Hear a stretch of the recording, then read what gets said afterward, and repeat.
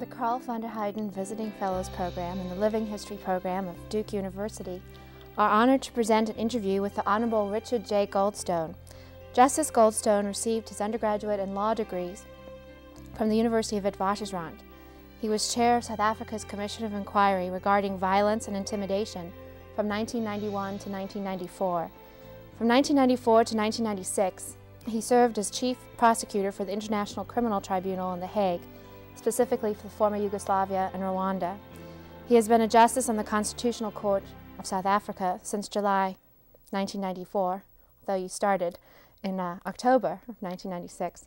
He will be interviewed today by Janet Ewald, Associate Professor of History, Sheridan Johns, Associate Professor of Political Science, both of whom are African specialists at Duke, and your chair, Catherine Adcock-Admey,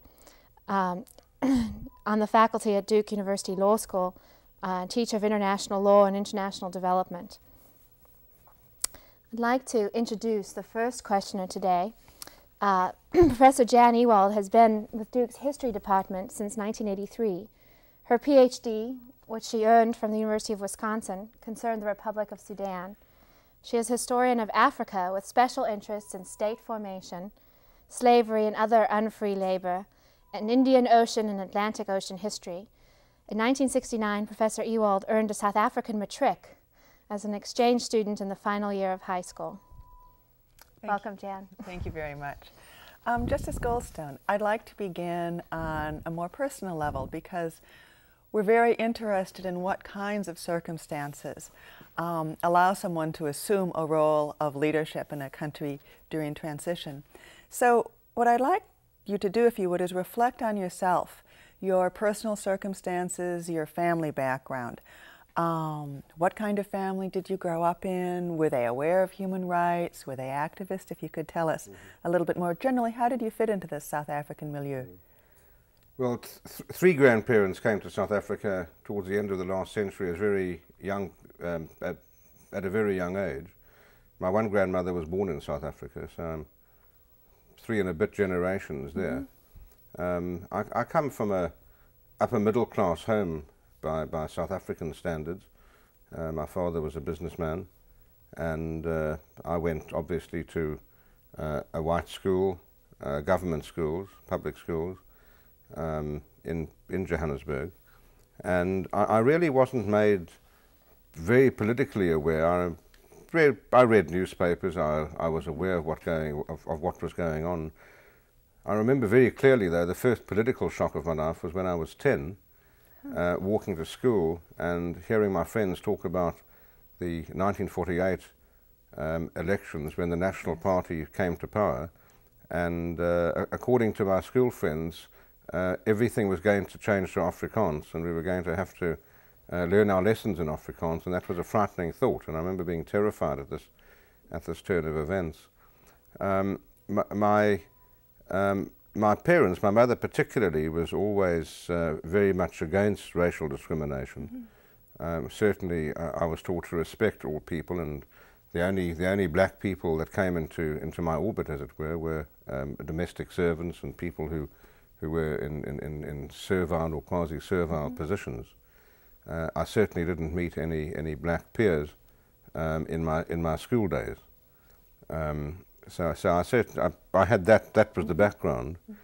And when I first went to Witwatersrand University, that was the first opportunity I had of meeting fellow black South Africans as peers, and that made a deep impression on me. Particularly, I remember my unhappiness and frustration at black students having to carry identity documents which I didn't, and the fact that the minute they stepped off the university campus, they were subject to police inquiry for their papers.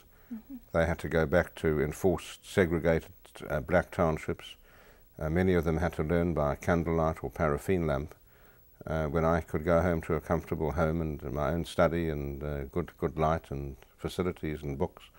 They didn't have that. So that, in a nutshell, is where it came from. Yeah, you've given me a lot of things I'd sort of like to follow up in some more detail, starting chronologically with your grandparents. Where did they immigrate from? Well, strangely enough, one on each side came from Lithuania, and one on each side came from England, and they met in South Africa. Right, right. So I assumed they were Lithuanian Jews because Yes. I know that. Right, Right. right. And on both sides, my mother's father came from a family which emigrated, which went from Spain to England, and then my grandfather had a fallout with his family because he wouldn't marry the woman they wanted him to. Oh. And he came over to South Africa and met my grandmother, who was in fact the grandmother who was born in South Africa. She went to school in the Cape, and her schooling was in Dutch, High Dutch. Interesting, interesting. I know that Jews have played a very important role in liberal and progressive movements in South Africa. Is there anything in particular about your Jewish background that you feel led you either to an awareness of human rights or more generally to take political action? You know, I've so often been asked that question, and I've never been able to really answer it with any, in a way that satisfies me. I'm not sure about the people who ask it. Right. I'd like to think so, because I've always found it peculiar that Jews don't understand what racial discrimination is about. They've gone through it for 2,000 years, and yet so many don't. So many members of the Jewish community in South Africa were completely insensitive to the effects of racial discrimination in South Africa. And it's one of the many examples in my life of one of the many illustrations of which prove that human beings are human beings regardless of the country they live in, regardless of their heritage or their origins. Jews in South Africa were very much part of the white community. I think you're correct, certainly from a numerical point of view. Many Jews in South Africa played leading roles in the liberation movement, in the anti-apartheid parties, and generally. So it's a part of all these. But my own experience really was a practical one of being sensitized to the evils of racial oppression and racial discrimination by contact with people at first hand. Right, and also your mother. You mentioned that she was very much against racial discrimination. Well, she was very involved in social work in the general community for the Red Cross in the Jewish community, and she was much more. She was very politically aware, but certainly not active in any political sense. No, but a sort of a philanthropic or charitable is the wrong word, right, but a desire to reach out and help people. Right. Okay. You also mentioned finding out, talking about the elections of 1948. And it's interesting that the language issue was an important one for you because, of course, in 1976 it was again an important issue. The other event that even people who only know a little about South Africa know about, of course, is the Sharpeville Massacre in 1960. Well, Sharpeville was a very important event in my life personally, because I happened to, at the time of Sharpeville, I was president of the Students' Representative Council at the university. And that was a very hot seat at that time, because it was the first state of emergency declared in South Africa. And there were lots of difficult issues. The students marched, the students were arrested, meetings were prohibited of more than 10 people, which excluded meetings of our council. We found out that we were the only student body that was referred to in a statute, the university statute, and that meant we could meet. And I remember the first time I had to seek council's advice was during that period. One of our members was banned, and during the emergency he wasn't allowed to attend meetings. And I remember seeking council's opinion from a leader of the Johannesburg Bar on the question as to whether we should invite him to the meeting, if we did, whether we were committing a criminal offence, whether if he came he would be committing offence, but whether we would. And we needed to know all of these to have those issues resolved. What happened? Did you invite him to meetings? We invited him to the meeting, and he didn't pitch up. So. Okay. That's interesting, because it seems at that point you were consulting the law. Right. Going to council. Where did you hear about Sharpeville, and what did you do as soon as you heard about it? Well, it's, you know, it's one of those incidents where one can remember exactly Yes. where one was. I mean, it's like the assassination of President Kennedy. Exactly. I can picture exactly where I was when I heard about it. I was having a very, very nice lunch with a visiting lecturer at a very plush restaurant downtown Johannesburg, and one of the guests I knew came over and told me about the Sharpeville shooting. And then tell me a little bit about how students organized and your role and things like that, if you would. Well, the one thing I remember was how difficult it was to get news. The radio stations were very much controlled, and I remember then and through most of my life appreciating the BBC World Service. Contact with the outside. Yeah, and so it was important to find out what happened, and the news gradually came through. But obviously, the way it was portrayed in South Africa was that the police shot in self-defense. It was only very much later that the evidence came out that almost all the people who were shot from the back, in their back. When you heard the official news,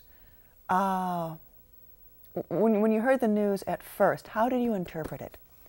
Did you believe the government line, or were you inclined to believe the government line, or did you know immediately? No, by the time I was, I was in my third year at university. Right. I don't think I believed anything that came from government sources.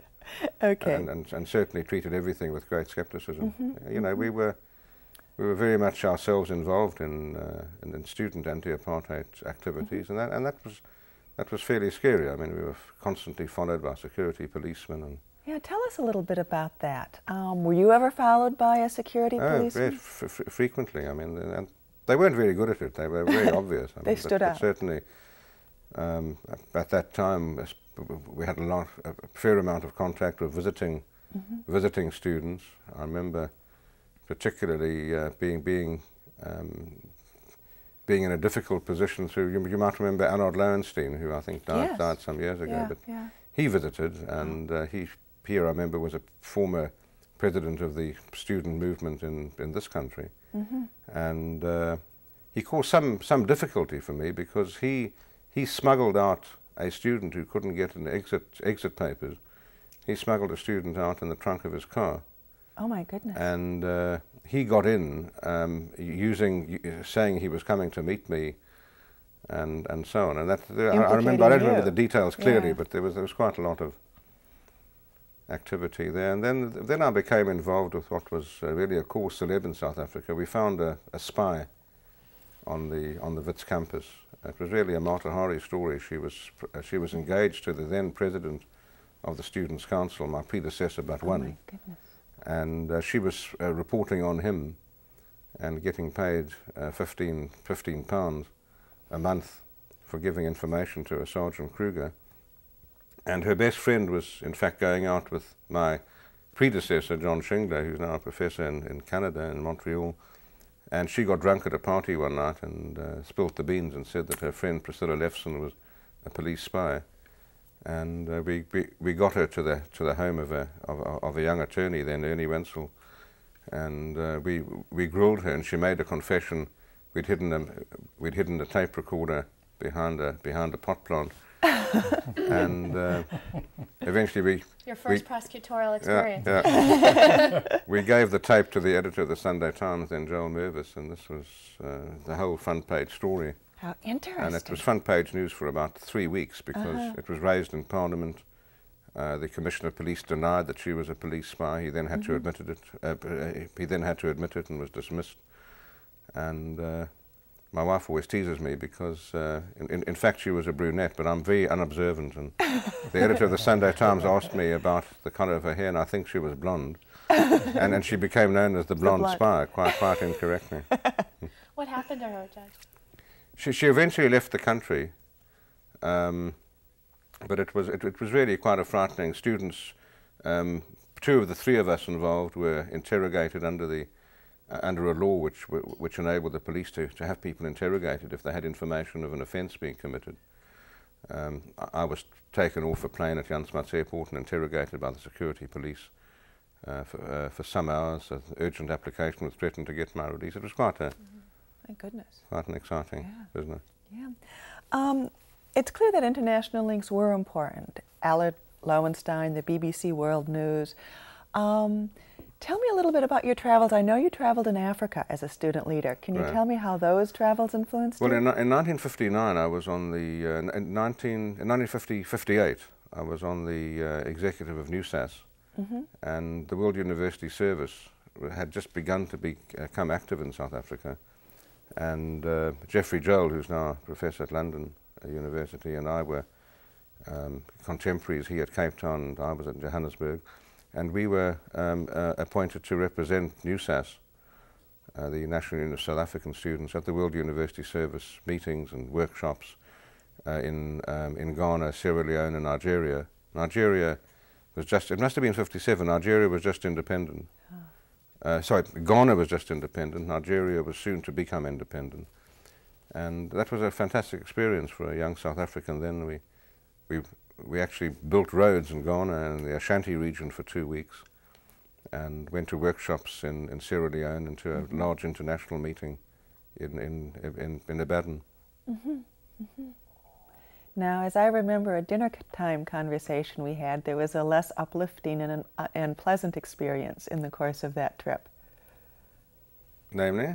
Freetown, oh dear. Freetown? Oh, absolutely. Right. No, in fact, en route between, we started in Sierra Leone, but to get there from South Africa we had to go via Kano and then south to Lagos and get a Ghana Airways flight from Lagos to Freetown. But the plane was overbooked and I was asked to fly on Pan American, stop off in Monrovia at Robertsfield, and wait for 2 hours to pick up the Ghana Airways plane, which would be offloading passengers. And I agreed, stupidly in retrospect. Nobody knew I was going to Liberia, it wasn't on my ticket. We arrived there, I had a South African passport, no visa, and I was treated with scant respect. My passport and baggage were taken away from me and I was put into a little cell with bars on the window at the airport. With 2 armed guards standing outside. And that was a terrifying experience because the 2 hours seemed really like 2 years. I didn't know that I'd get out, if I'd get out. I asked for water, which was refused. I asked to see a consular representative, and they laughed at that request. They thought it was a very amusing request.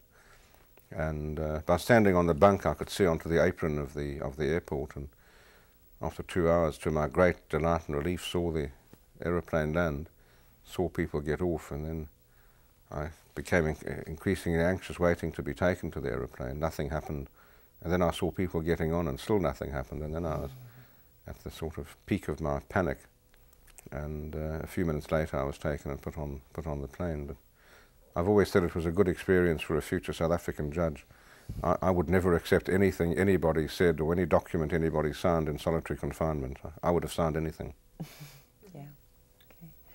It sounds as if your student years were very exciting, almost cloak and dagger at times. Right. And then you settled down to be a patent lawyer? Right. Well, in fact, there were lots of aspects of politics I didn't like. Particularly the interrelationship between people, the callousness with which people had to be treated. And I really became politically inactive from an organizational point of view. I finished my student council days at the end of my 4th year at university. So my last 2 years of my law degree, which was a postgraduate degree, I became an article clerk at a law firm. So that was hard work at Nathan and Friedland. That was hard work because it meant I worked at the law firm in the day. Lectures began at 4:15 in the afternoon. They finished close to 7 o'clock, and then after dinner was the time for working. So I really became very much involved in my studies, and when I finished my degree, I went straight to the bar and became an advocate, and developed a commercial practice. What drew you to law in the first place? Really, my maternal grandfather, who I was very close to, he retired when I was very young, And my first 6 years we lived in Benoni, which was about 30 miles east of Johannesburg. Right. And we lived in the same apartment building, which my grandparents put up. And my grandparents really spent their last many years looking after their apartment building. Mm-hmm. But my grandfather, who'd been educated in England, was a great historian and a great literary person, and he really brought me up on Dickens in particular. And I remember Arthur Mee's Children's Encyclopedia. He taught me to type with 2 fingers. Oh. He taught me to play chess. And he decided that I should be a lawyer, and and I never deviated. I mean, I knew from the age of about 7 I was going to be a lawyer, and I really have always been grateful for that, because I knew when I went to high school I needed to do Latin. Mm-hmm. I knew I needed to join the debating society, Mm-hmm. and you know, it was Right. those sorts of decisions. Yeah. Did he decide you were going to be a commercial lawyer or a public lawyer? Would No, he be well, proud of where he you- certainly assumed I wouldn't be a criminal lawyer. Huh. I'm surprised if you read Dickens, that Bleak House didn't turn you away from the Right, law right. forever. That's very interesting. At what point did you begin to take on human rights cases? Was this after you became a judge in 1980, or because at some point Yes, you shifted from absolutely. essentially business law to Because during my bar days, I was literally, I did no non-commercial work. I remember doing only one fraud trial, and that was really a commercial, a huge commercial fraud trial. I was involved to an extent when I was secretary of the Johannesburg Bar Council. There were political issues, protests by the bar against this or that law that was being passed, which were laws affecting the law. One was on state privilege and things that, in retrospect, don't seem to be as important as maybe we thought they were at that time. But it was when I went on the bench that I was faced with, at first hand, with apartheid laws. That I really began. It was the first opportunity, really, I'd had to be active. I don't believe I'd ever, throughout that commercial practice a period, changed my views. I mean, we always had black friends in our home, and at the bar, apart from the commercial practice, I suppose I should. It was fairly important. For about 10 years, I acted as counsel for the Swaziland government. Oh. So that brought me into contact with really with a more international community in Swaziland. And but I remember my wife and I determined when our children were very young that we wanted them not to have our experience of only knowing black people in menial positions. And we quite frequently, when we could, invited black people to our home, even when it might have been more convenient to meet them out, so that our children would learn to see the world as we thought they should. But it was really, as I say, on the bench that cases presented themselves, which had a more political contact. Of course. By the time you went on the bench, it was very much of a change. South Africa, and that Soweto had occurred. It was post-Soweto. And so a range of issues probably were even more regularly coming to the courts, or had they been somewhat narrowed by virtue of the nature of the law and the success in restricting what could be done? Fortunately for me, my going on the bench coincided almost exactly with the creation with the establishment of the Legal Resources Centre. In 1979, the first human rights conference was ever held in South Africa, in Cape Town. And quite remarkably, our Chief Justice, who recently retired, was then already on our highest court, Justice Corbett. And at that 1979 conference, he called for a Bill of Rights, which was really way out in those days, especially from a member of the judiciary and a senior member at that. But that meeting gave birth to the Legal Resources Centre and to another non-governmental organisation, Lawyers for Human Rights. And for the first time, the legal profession really, on a more organised basis, began fighting apartheid laws. And Arthur Chaskelson had been talked into becoming the first national director of the Legal Resources Centre. He agreed to leave the bar for 2 years and stayed for 12. And as you know, he was appointed directly from the Legal Resources Centre to become president of our new Constitutional Court. But I remember the first major political case I had came from the Legal Resources Centre, and that was the Governor case dealing with the Group Areas Act. Right. Now, those sorts of cases wouldn't have come before the Legal Resources Centre was set up. There were some obviously cases that were brought, but not on a planned basis. When there were states of emergency, habeas corpus applications were brought, but they were reactive, not proactive. And they were very much the courts being used out of absolute necessity. What the Legal Resources Centre did as a public interest law firm was look for spaces in the law and go to court with well-prepared, well-argued cases, and they had a very high success rate. So this sounds as part of a broader dialogue that was going on among lawyers, among those in something like the Legal Resource Centre, and even among those in the judiciary. Correct. Did you ever consider leaving the bench in the yes. very difficult time? Yes, tell me Frequently. about that. Yeah. Well, it was a difficult decision whether to go on the bench in the first place. Yes. I mean, Let's start with that then. Yeah, and it was something I remember discussing particularly with some black colleagues, Ishmael Muhammad being one of them, because the attitude of black lawyers was that they wouldn't go on the bench. And that caused me difficulty because there was no difference from a moral point of view in a white person going on the bench or a black person going on the bench. So there was the same moral dimension. But I had really very mixed motives. The idea of being a judge appealed to me. I knew I would enjoy it, so I wanted to do it. But there was a moral dimension which produced a fairly high level of discomfort. And eventually, I must say, I was always faced with this question mainly on visits to the United States. When I'd visit university campuses, and students particularly, and faculty members, but mainly students, would ask that question. So even if I didn't in sort of privately ask it, I had to deal with it and justify myself, which was often difficult.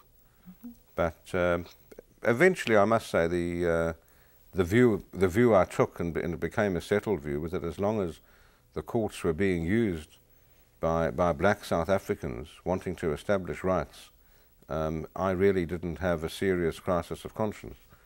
I always felt very strongly that if the day came when black South Africans felt that they couldn't use the courts because they couldn't get justice from them, that would have been a threshold for me which would have made it unacceptable.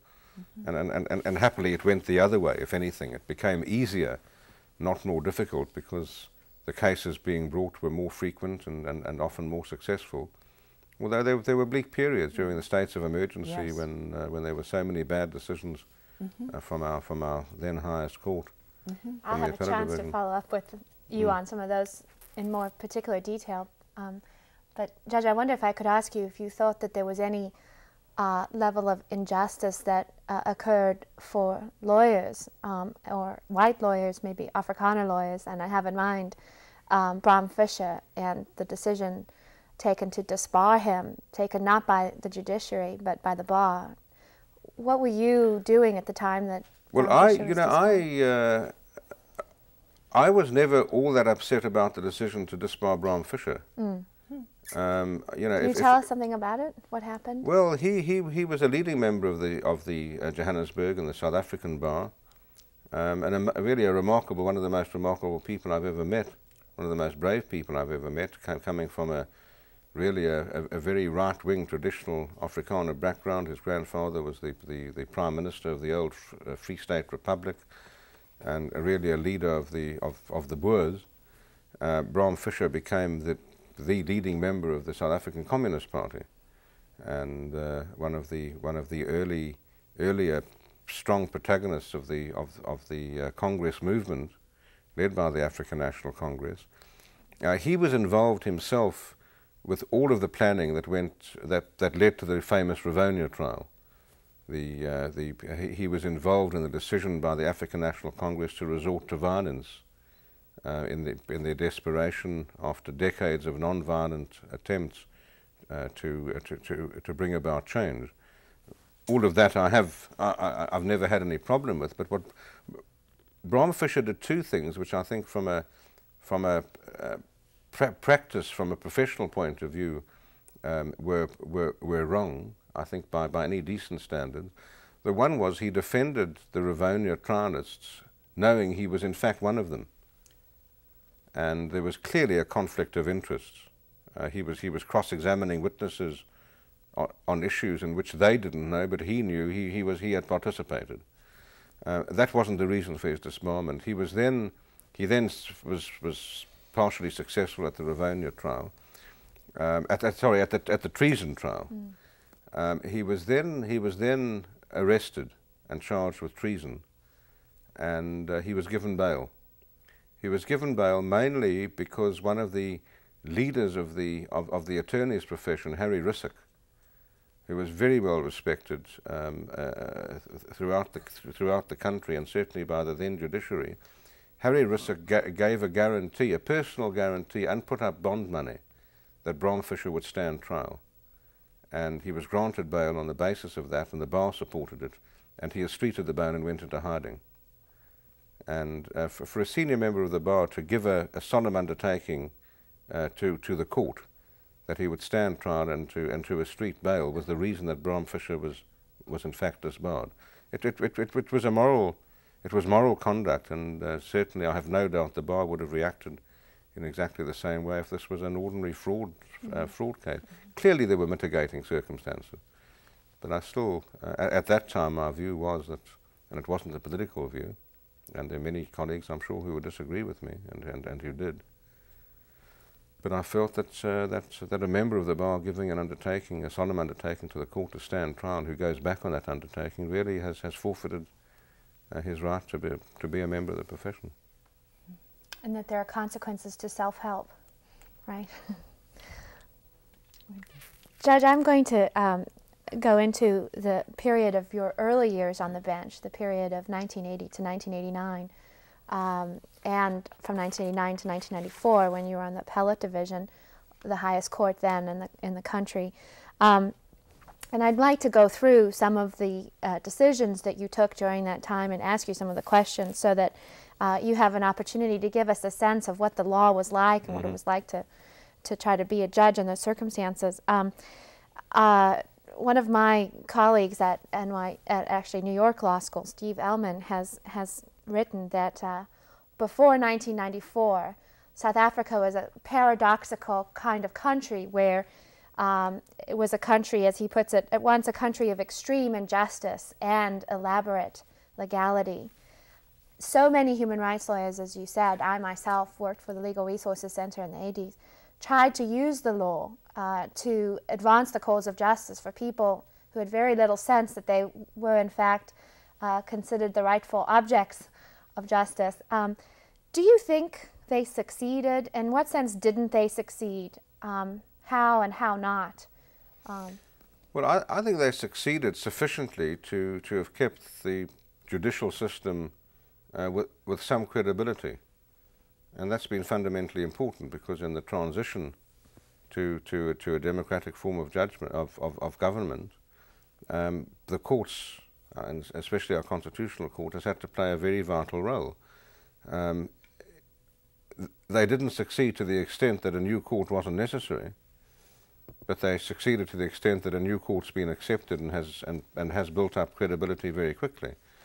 But had those cases not been brought, I have little doubt that the judiciary and the judicial system would have had no credibility, and I think the mass of South Africans would have had no confidence in the courts being seen to be potentially a good idea.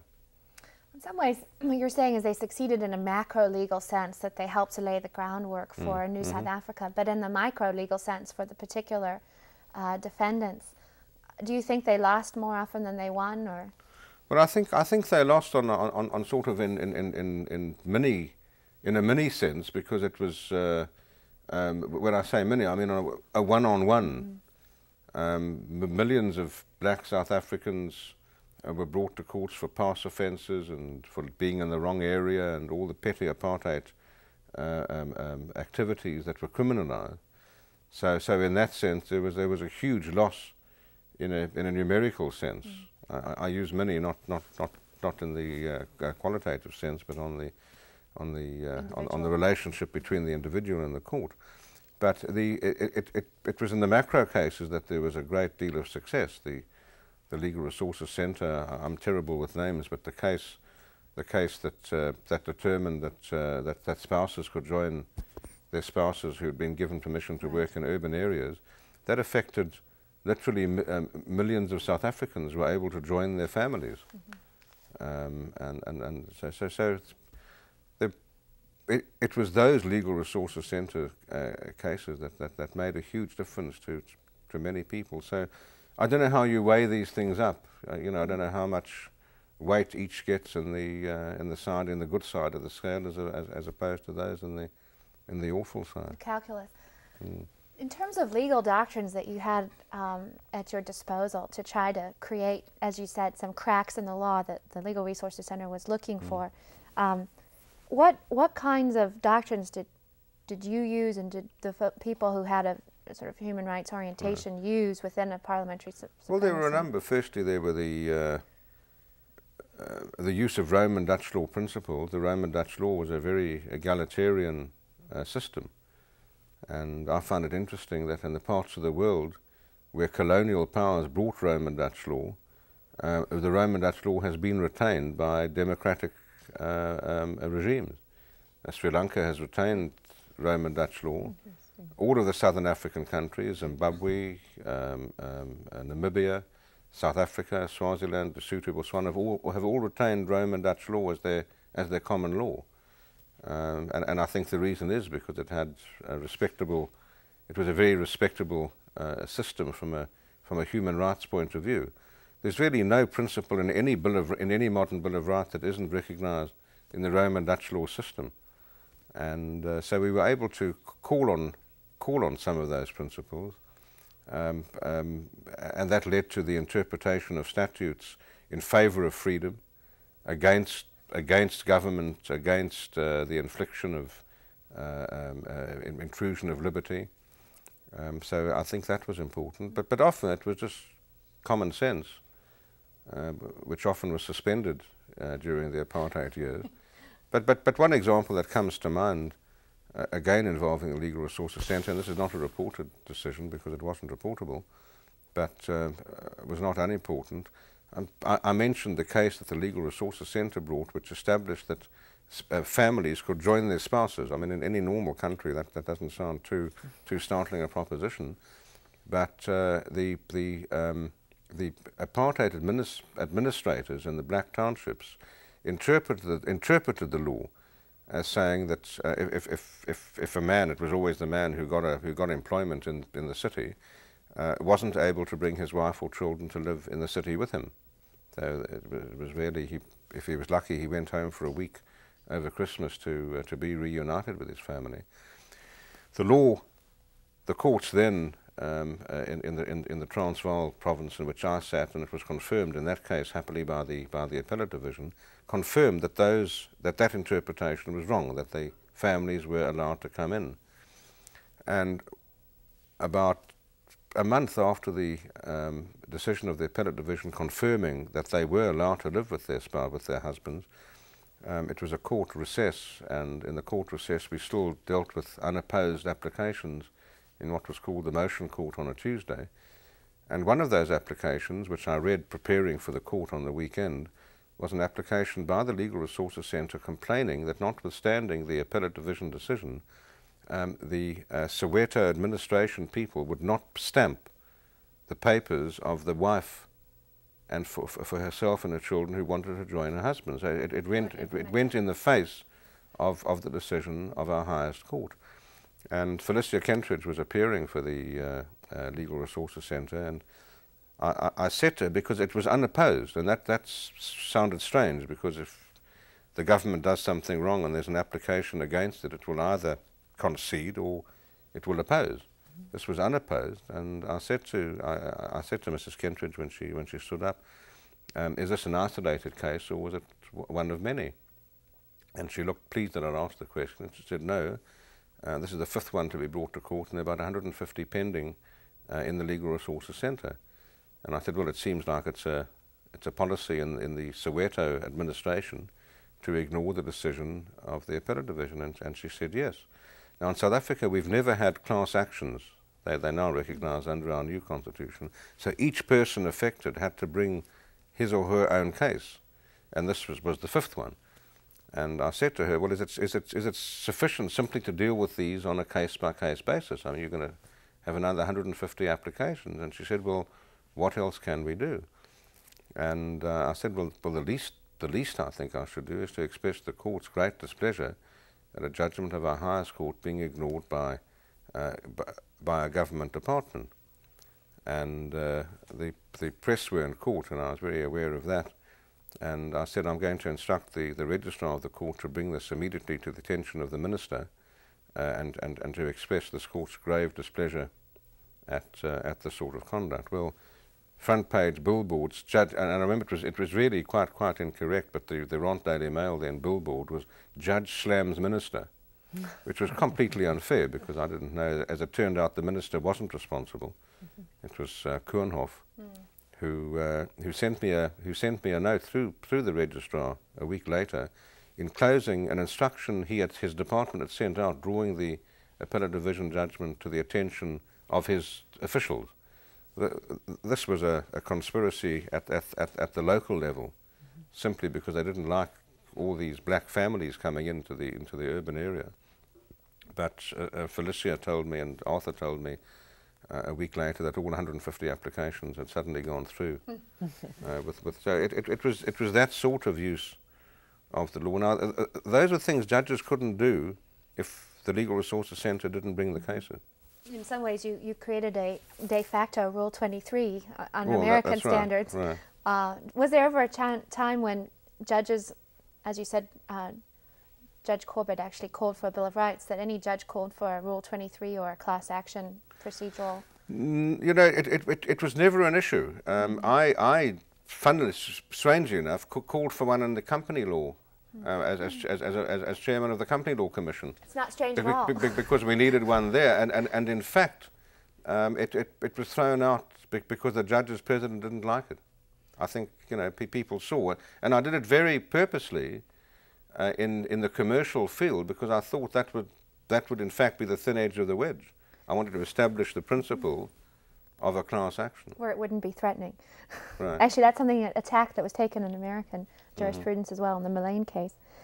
Let me ask you about your interpretive stance as a judge, Judge Goldstone. It's so key to the enterprise of a judge in applying a law to use various benchmarks, whether the text of the legislation or its purpose. How did you go about interpreting laws where the text and the purpose were so grim, where the subjective purpose was very obviously not in the favor of so many people? You managed to do this in the Govender case in a way that was very strategic. You were probably trying to write an opinion that couldn't be reversed, right? Something that Parliament would not come back and say, no, that wasn't our purpose, that wasn't our point. How did you do it, and how did you get around the interpretive problems? Govender came about, you know, the sort of on the ground is always interesting because it's always different to what one would imagine. But the Govender case, Mrs. Govender was quite an elderly Indian woman who had children and grandchildren with her in Johannesburg. Her children and some of her older grandchildren worked in Johannesburg. And because of the Group Areas Act, Indians had to live in an Indian area, mainly in an area called Lenasia in Johannesburg. And Mrs. Govender couldn't get, there was a terrible shortage of accommodation in Lenasia. And she couldn't get, her name had been down for a home there for 7 years, and the waiting list on the evidence presented to the court would have required her to wait another 10 years before she got legal occupation. And she managed to get occupation in what was a white declared area in the suburb of Johannesburg called Fordsburg, which had become semi-mixed, but not legally. And for a reason I don't know, the police charged her with a criminal offence of being an Indian living in a white area. And she came to court, again Legal Resources Centre represented her, and she pleaded guilty. She had no defence, she lived in the wrong area. But in mitigation, there was a plea that she was fined a fairly paltry amount. But what was important, and the reason that it turned out that these cases were brought to court, is the Group Areas Act, which was the legislation that controlled residential segregation. The Group Areas Act said that any court convicting a person for living in the wrong area may grant an eviction order. Is that what you'd call it here, an eviction order? And that was from 1950.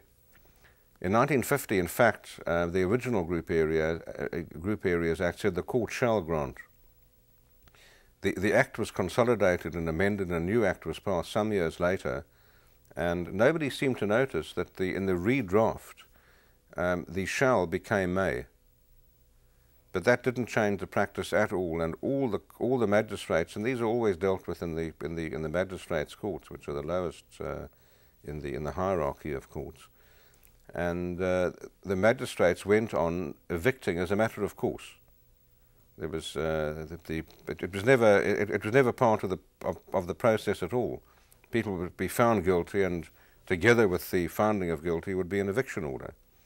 And sometimes in cases of hardship, the magistrate would suspend the eviction order for a week or a month to give people time to pack up and get out. And in this case, Mrs. Govender, through the Legal Resources Centre, led the evidence about her being on a waiting list, her children working in Johannesburg. If she was evicted, she would have nowhere to live, would have to leave Johannesburg, and that would mean the livelihood of the family coming to an end. And the magistrate was sympathetic, and he suspended the eviction order for a year. And Mrs. Govender came on appeal. She had a right of appeal, and she came on appeal only on one basis. She asked for the eviction order to be stayed, to be suspended for 10 years, which during the period she'd have to wait, or until she got alternative accommodation. And it came before two judges on appeal. I was the junior of the two judges. Louis Lechanji was the presiding judge. And in the Transvaal Provincial Division, we used to handle about 6 to 8 appeals on a Monday, Wednesday and Friday. And we would reserve judgment on very few. We'd read the papers, and we'd be prepared to give an extemporaneous judgment in the English tradition, which is good training. And the senior judge would take the odd numbers, and the junior judge the evens. And the Govender case was an even, so it fell to me to do it. And I had rejected the whole idea of suspending an eviction order for 10 years or at all. It seemed to me that to use a suspension to keep somebody in when the purpose of the statute was to get them out seemed to me to have an irrationality about it. And we came into court, and I wasn't, my own view was to dismiss this appeal. The magistrate, I thought, had done more than could have been expected of him, although the year was almost up. So from a practical point of view, Mrs. Govender would have had to have got out. And Mrs. Govender was in court, or the person I assumed, as it turned out correctly. I saw this wizened, elderly, terrified woman sitting in court. And that really got to me. A good example of the importance sometimes of clients going to court. And it was about 12 o'clock when this, it was one of the last cases, it wasn't the last one, but they're all but, I think the second or third from the end of the row. And I said to Leader Franji, I'm really not ready to give judgment. I think we should talk about it over lunch. And well, Louis is a very kind man and very, very decent person. He had no problem, so we announced that we'd consider this over the adjournment and give our judgment at 2 o'clock. We adjourned at about 12:30, and Louis and I were great wine lovers, and we went and we had an hour and a half for lunch, so we went and had this wonderful Belgian restaurant across the road from the court, and we went and shared a bottle of wine. And I said to Louis, I said, this is just so horrific to have to put this woman into the street. And he said, what can we do? And I said, well, you know, I said, I couldn't help but notice that the statute says may, not shall. If a magistrate may evict, that means the magistrate has a discretion. and there should be an inquiry. It's not every day that people should be put out of their homes, and that's really what led to it happening. It's a very interesting story. It's nice to hear the details of of the human dimension to the law. I want to have a chance to ask you about the emergency regulations and legislation coming into force as of '86, where the courts were really in a very difficult position because of the ouster clause. And this is probably the main challenge that the legal system had in the '80s, where you no longer could feel like there was any chance at all because, in fact, the decision had been taken that the courts couldn't review the actions taken by the executive. Were there any cases that a court that you sat on, a bench that you sat on, could not take on account of this ouster clause that you felt particularly pained by, where you felt there was a miscarriage of justice? No, I don't remember any, but the ouster clause really wasn't effective. Tell us about that. I wanted to give you an opportunity to explain how the court was able to get around the language of the ouster clause to actually well, fundamentally because of this wasn't statute law. The emergency regulations were issued by the president, and I was involved certainly in one of the judgments in which there were earlier South African cases from the '60s where the courts in effect held that under emergency regulations, under emergency statutes, regulations issued by the president, although it was subordinate legislation, was of such a high level that the courts in effect couldn't interfere. And in the '86 to '89 emergency, a number of courts, and I was party to at least one of those decisions, held that this is subordinate legislation and it was therefore reviewable. The South African courts could review administrative decisions, and this was an administrative decision. So the ouster clause really got rid of on that basis. The other basis, wasn't it also the case that the ouster clause talked about in terms of this provision, and you could always argue that the action hadn't been taken in terms of the provision? The ouster clause didn't apply unless that's correct. Right. Let me ask you about Section 3.7, the provision in emergency legislation that denied access to detainees to all except the minister and persons acting, this is the language of the legislation, by virtue of his office and service of the state. You as a judge were one of the very few people authorized to see detainees. How did you use this power, Judge?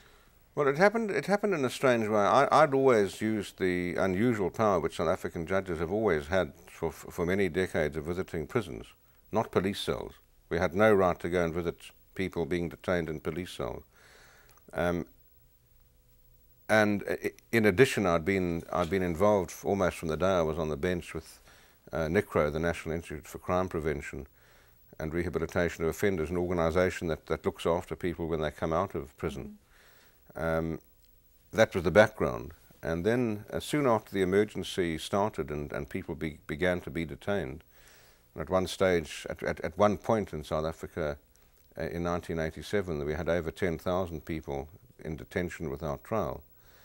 But soon after this detention, the detentions began, the then President P.W. Botha, in Parliament, to everybody's surprise, requested our chief judges to give judges time to visit detainees. And he didn't give any reasons or explanations, but I had no doubt, and he was subtly telling his police not to assault people, and he was reassuring the international community that they wouldn't get beaten up. And the intention wasn't to beat them up.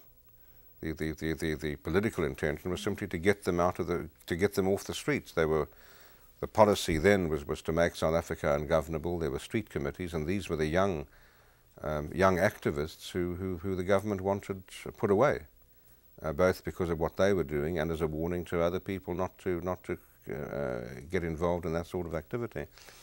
And our chief judge, Boshoff, approached me to visit the detainees. He said he wanted only one judge to do it because he felt it would be confusing and inappropriate if different judges were visiting different places and had different policies.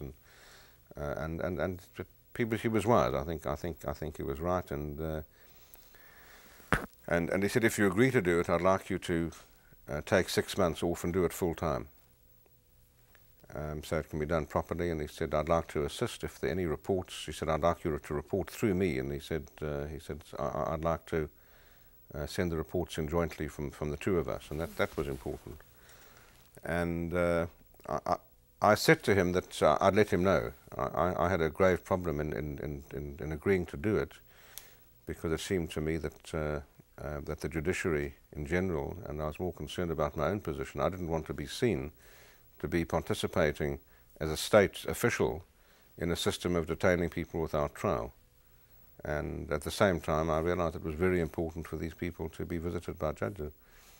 And I really didn't know what to do, and I decided to consult George Bezos, and I called him. George Bezos had been for many years the counsel of the Mandela family, and one of the leading members of the bar, and really had become a close friend.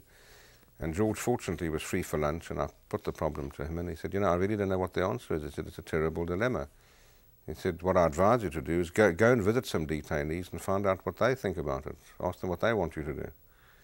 And that sounded like good advice. And I went that afternoon to the police station in Johannesburg, then no longer called John Forster Square. And the first detainee brought into, I was given the doctor's consulting room. The first Goldstone, I presume. the first detainee to be brought in was Zwelakhe Sisulu, who I'd never met. He's now the head of the Broadcasting Corporation. And I introduced myself to him, and I said, do you have any complaints? And he had many. I mean, those cells were terrible, because apart from anything else, they had 24-hour-a-day closed-circuit television cameras on the prisoners, ostensibly to see that they didn't commit suicide. But you can imagine, to be in solitary confinement and being watched 24 hours a day is a terrible, terrible punishment and terrible torture. And in terms of the regulations, the detainees were allowed no reading material as of right. They were allowed a Bible. Zwelakhe Sisulu didn't even have the Bible, and that was one of his complaints. And after he finished his complaints, I said to him, now, Mr. Sisulu, I'd like some advice from you.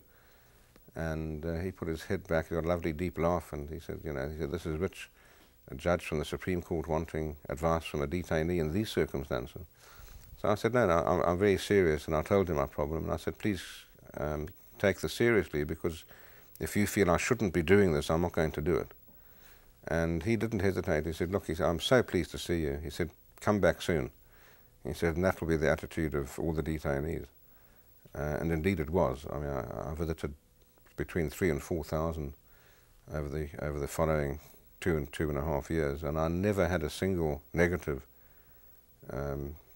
response. They were all positive, friendly, both then and when they were released. I had cards, and it was really a very uplifting experience, and made me very optimistic for the future. That the detainees I visited, 90% were young black men between the ages of about 10 and 19. Not many at the age of 10, but there were horrible cases of children of that age. And eventually I was able to arrange visits for virtually all of them, and distributed hundreds of thousands of magazines, many of them collected by American journalists. I remember Michael Parks, who was in the Los Angeles Times correspondent, as he recently appointed to as the chief editor, used to collect from his colleagues tens of thousands of American magazines, Time and Newsweek and so on. So not surprising, this is the first time you had extensive contact with large numbers of activists in this distinctive setting. Well, one interesting story, just to give you an idea of the atmosphere of the time, this was about 1988. I took a whole lot of magazines to a group of 40 detainees at a police station in the suburbs of Johannesburg, Jeppe. And there was a Captain Naru, who was the head of the police station. Under the emergency regulations, and they were amended really as a result of requests which came from me, they were allowed magazines, no books, magazines approved by the head of the police station or prison. So it was his responsibility. And I handed him a whole pile of magazines, and on top was a Time magazine. And this was obviously in Afrikaans, but he said to me very respectfully, he said, Judge, I can't give Time magazine to detainees. He said, it's really not a suitable publication to give to people in detention. And I said, why not, Captain? He said, you know, they quote Teddy Kennedy. This is a good ad for Newsweek and Time. I told the story to Teddy Kennedy since, and he enjoyed it very much, as you can imagine. I'd actually like to change interviewers now and have a chance to get into another period of your life by introducing Professor Dan Johns. Sheridan Johns has been with Duke's Political Science Department since 1970. His PhD from Harvard took on the issue of the early history of the Communist Party in South Africa. He is our Africanist on campus with particular experience and interest in Southern Africa. He taught at the University of Zambia and Zimbabwe in the 60s, 70s, and 80s. He has supervised undergraduate programs in Zimbabwe and Botswana in the 1980s. He's conducted much of his own research in South Africa, producing books on the political history of South Africa, and I'm only going to mention 3 of them. One being Raising the Red Flag on Socialism and Communism through 1932, a volume of the unique 4-volume documentary series entitled From Protest to Challenge, and most recently a history of Mandela, Tambo, and the evolution of the ANC from 1948 to 1990. Welcome, Dan. Thank you. I'd like to push the clock ahead a bit and go to the post-1990 period. In October 1991, you were named chair of the Commission of Inquiry regarding Public Violence and Intimidation, the commission which subsequently became known as the Goldstone Commission.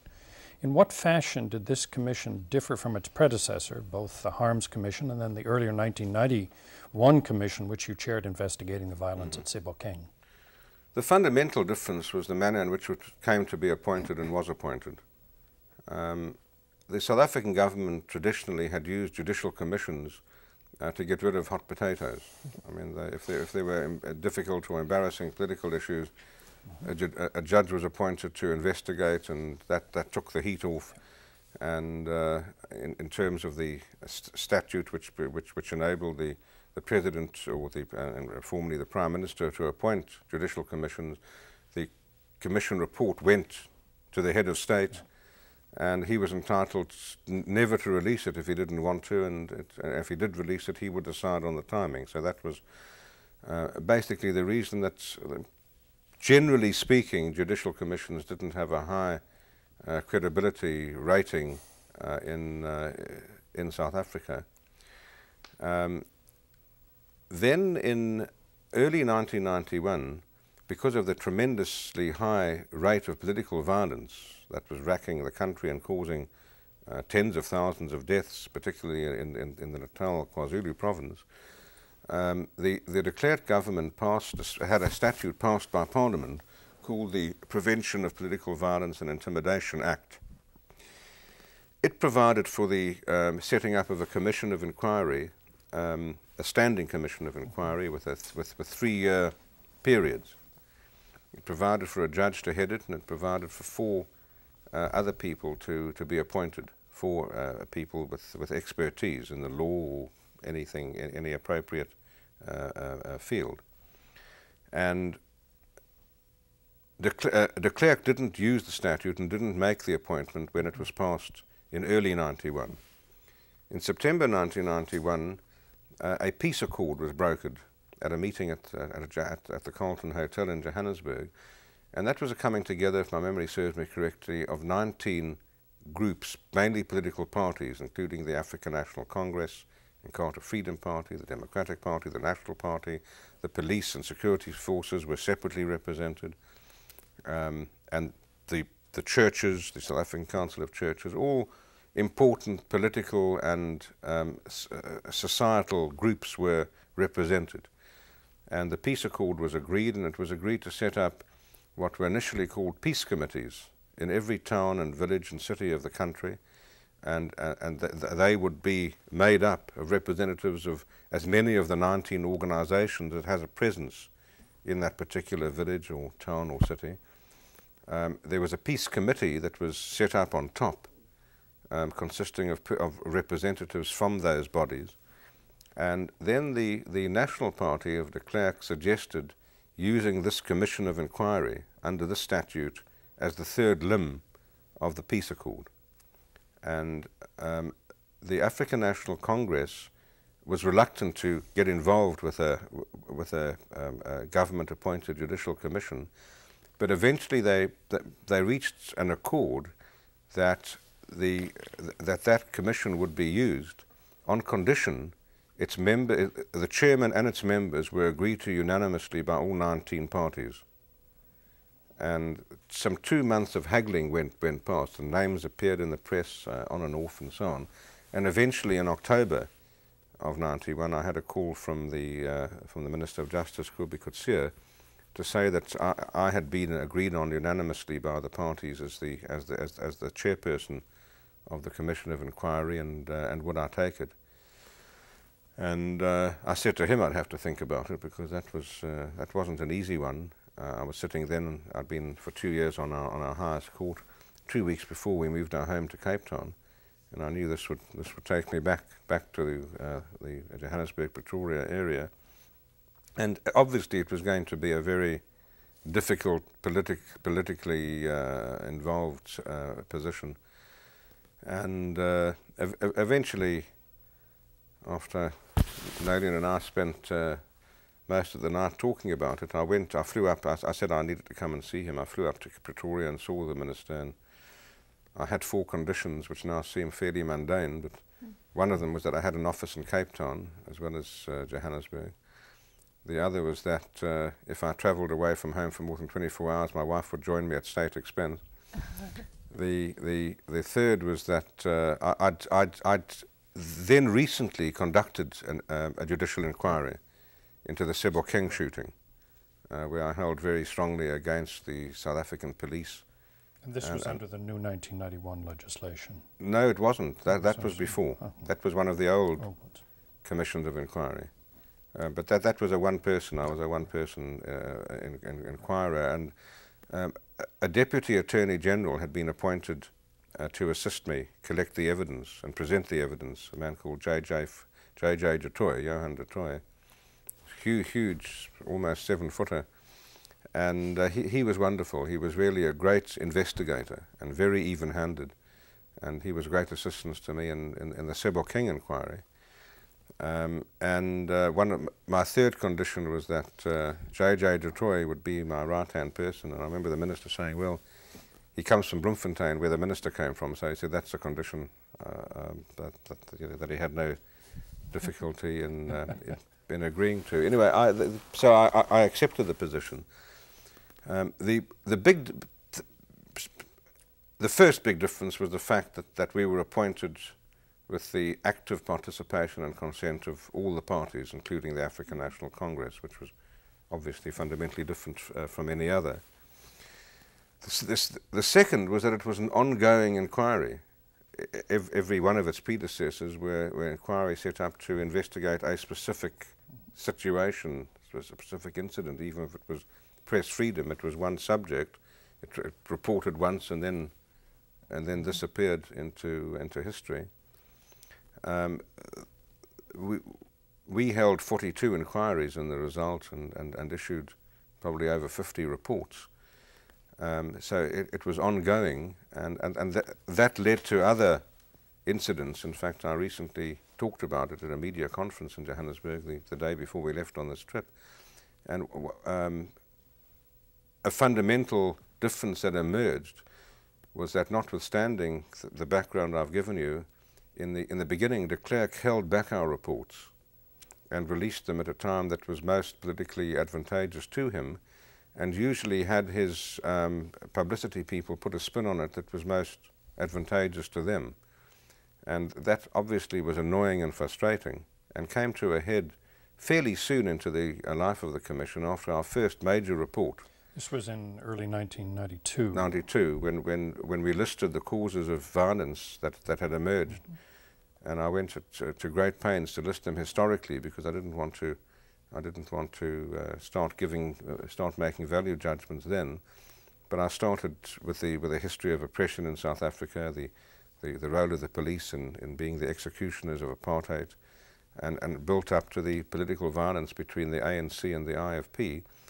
And de Klerk held back that report for some weeks and issued it at about midday on a weekday with a blurb highlighting only the last of about 6 or 7 causes that we'd set out, namely the political rivalry between the ANC and the IFP. It was a fairly long, well, it was about 30 or 40-page report, and the newspapers, because they had at time constraints to get the afternoon edition, followed the line of that the government had put out. Press release. And the headlines were Goldstone blames violence on a political rivalry of ANC and IFP. And Mandela had arrived back that day from a conference, from a trip abroad, and addressed an important ANC or COSATU, I've forgotten, there was an important conference. And he castigated the report. He said it lacked objectivity, it was unfair, and he really gave me a drubbing. And I knew what had happened, and there was very little really I could do about it then. But not too long later, in the early afternoon, my phone rang, and in typical Mandela style, it was him getting through himself, and he said, "I'm calling you for 2 reasons." He said, "The first is to tell you that when I castigated your report this morning, I hadn't read it." He said, "I phoned to apologize for that," but he said, "I stepped off a plane and I read the newspapers, and I assume particularly the English newspapers were correctly reflecting your report." He said, "I've just had an opportunity of reading your report." He said, "It was grossly misrepresented in the press. I agree with most of it. I think it's an objective report." And he said, "The second and main reason I'm speaking to you is I've called a press conference for 6 o'clock, and I want to correct the record, and I want your permission to say that you've accepted my apology." Well, you know, that's unusual leadership. I mean, I think a lot of leaders in a lot of countries might have phoned to apologize, but they wouldn't have gone public. No, it was. But as a result of that incident, I issued a public statement saying that I wasn't prepared to continue with handing the reports to the president and having him decide. I said it's an ongoing commission. Our credibility depends on public perceptions, and this was making it look as though this was a government commission, which it no longer was. And again, to his credit, he responded pretty quickly and gave an undertaking that he would make our reports public within 24 hours of receiving them. And that's what happened. So it was different. It was a different commission from that point of view as well. The full report public as opposed to just the highlights. Right. Right. Now, I gather in that report you said that the report said that the primary blame for violence would be upon the ANC and Inkatha, and there was no evidence to justify a finding that there was a third force linked to security services and promoting violence. And then the month afterwards, of course, was the massacre at Boipatang, which resulted in really rupture between the ANC and the National Party. The initial report after that, if I remember correctly, of your commission, also refused to place direct blame upon the government or security forces for violence. In what fashion did these events at Boipatang and the reaction of the ANC, which of course was very much arguing that there was a third force, have upon the way in which the commission operated? Well, you know, we obviously sought evidence from every source possible. Allegations had been made for years of third force activities, of security force involvement in the violence, and really it was a threshold of proof. I never blamed at all newspapers for reporting suspicions, unsourced allegations of third force activities, but this was a judicial commission, and I wasn't prepared to make findings if there wasn't at least prima facie evidence. We weren't a court of law, so there was no question of requiring even a balance of, certainly not requiring proof beyond any doubt. But I did require some prima facie proof and proof on a balance of probabilities, and that was absent in the beginning. The government was very astute, and so I should say really the security forces were very astute in keeping evidence away, as has now emerged. They lied through the teeth to the Hurrams Commission, and many of them lied through the teeth to my commission. My commission, I think the breakthrough, our commission was unique in one important respect, and I'm happy it's no longer possible because of our constitution. I had as chairman unlimited powers to order search and seizure anywhere in the country. It was within my power to send... that existed from the establishment of the commission. From the commission. But it was a power with, really in the beginning, without a way of implementing it. I mean, I wasn't going to personally walk into a police cell and start going through the safe or through the files. And frankly, I don't think I could have gone on fishing expeditions. I think the courts would have been very careful to restrict, and I think justifiably, but the courts in South Africa would have even done it unjustifiably, would have given a restrictive interpretation to that extreme power. And it was in that context, not only for that reason, but one of many reasons, that eventually I asked for our own investigation force. And things had changed then, and at the time I asked for the investigation force, my commission had received the favourable attention of the international community, and particularly the United Nations, and that gave me a great deal of political power, which I didn't have to start with. Had I asked for investigators in the beginning, it would have been laughed at. A year later, when our reports had begun to gain credibility and importance, when I asked for investigators, the government, in fact, I asked for more than investigators, and we compromised with investigators. I then had people to use, and one of our important, and you'll know the incident I'm referring to, but one of our investigations led to me issuing a subpoena and sending investigators to a branch of military intelligence, which nobody knew existed, called the Directorate of Covert Intelligence, in Pretoria. The DCI in Pretoria. That turned out to be more important than anybody realized. It was important in itself, the fact that that our commission had, as it were, raided a department of a secret department of military. It led to de Klerk dismissing 23 senior officers, but it had another important effect. It was the first time that the security forces had been shown to be vulnerable. I think the members of the forces themselves regarded the security forces being completely impregnable and beyond the law, and they were. And it turned out that the main informant, who then came to me and led later to the report on the involvement of the senior generals, the Deputy Commissioner of the South African Police, Barcy Smith, that man Klopper, who was referred to as Q in that report, said to one of the reasons he and his colleagues thought about coming and spilling the beans at all was the result, was the shock really that went through the body of the security forces by reason of the military intelligence raid. Did the possibility of offering amnesty in any way or indemnification enter into the motivation of some of the figures that were involved? Because I know at one point I think you suggested, well, that's something that you would wish to have. Well, in fact, there was a great deal of, and it may have been genuine misunderstanding, I don't know, but some of these people asked whether they could be indemnified if they gave information. Yeah. And I made it very clear to them, and fortunately this was all done on the record. Certainly any formal interrogations were recorded. And I made it very clear that I had no power at all to grant amnesties, indemnities, and I didn't. I said all I could do was that if they gave important information, would be to request the government to consider granting them amnesty.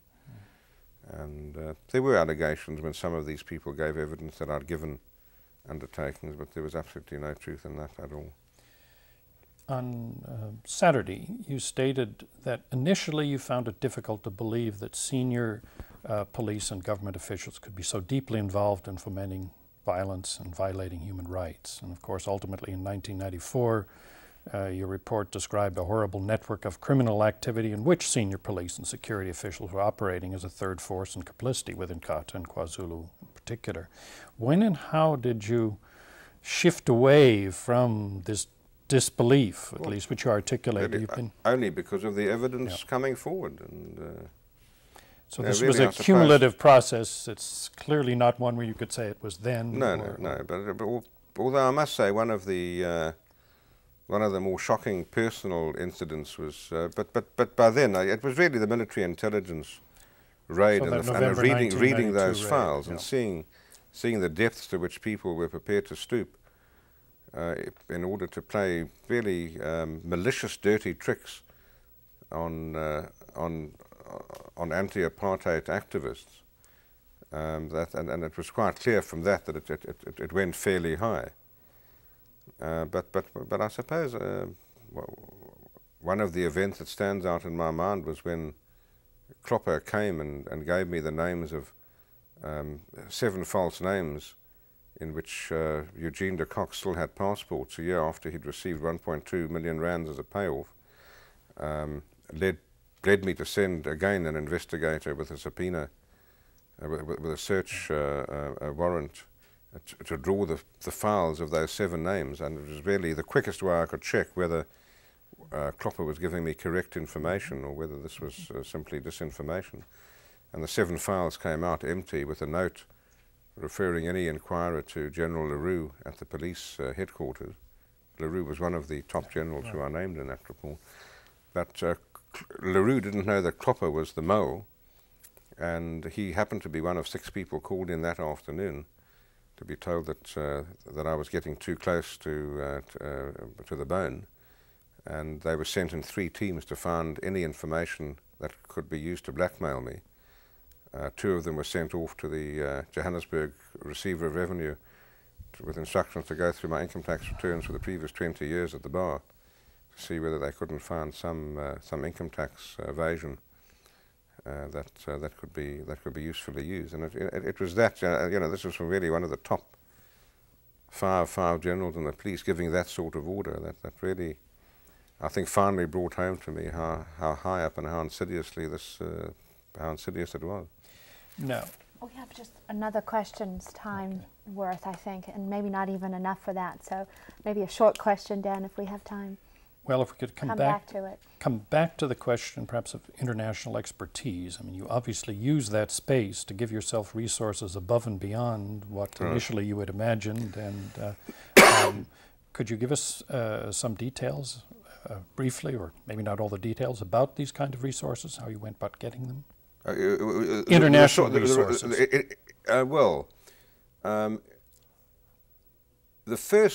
The first really and the most important was in relation to getting investigators. Yep. I knew I needed them, and we couldn't really follow up leads and follow up and get to sources if we didn't have police investigators. To have had only South African police investigators appointed by the South African police would have been the death knell for the Commission. It would have lost all credibility.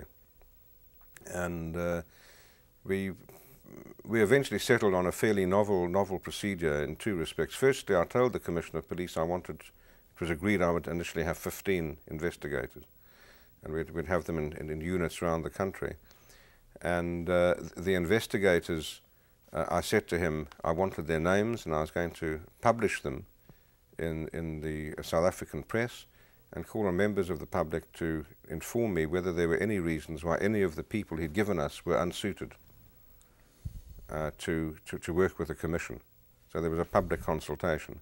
One of them, only one of them, in respect of one of them only did I have complaints, and in fact we didn't use him. But secondly, as some sort of insurance, I asked for international police to work with them as a guarantee of their even-handedness. And the European Union, the European Commission, offered policemen from 5 different European countries, and they joined them. And that really led to a very successful relationship. I think they enjoyed it, and they did wonderful work for it. And subsequently there were additional American and other experts that you were able to bring in? Yes, well in fact what was important too was the United Nations involvement. I approached when the United Nations sent their COMSA into South Africa, UNOMSA into South Africa. I requested them to appoint a representative to sit permanently in my office, and they appointed an academic, a Professor Frimpong from Botswana, and I gave him access to every single document that ever came into the Commission. So I wanted people to know that we weren't holding back in any information, that the international community was participating in the work of the Commission.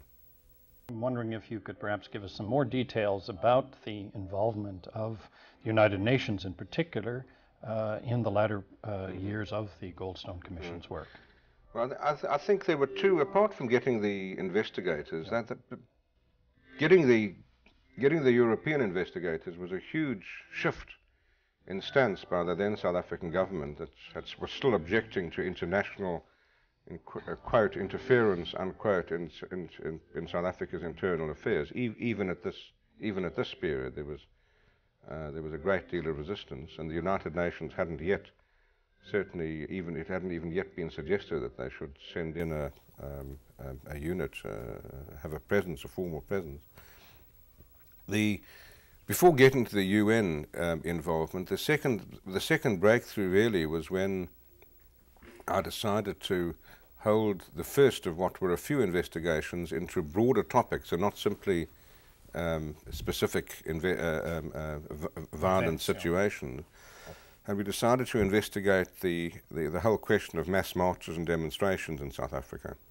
It was a very, very serious potential area for violence and death and injury, because the liberation movements were not prepared to comply with South African legislation dealing with demonstrations, which would have left certainly in most cases the police banning them.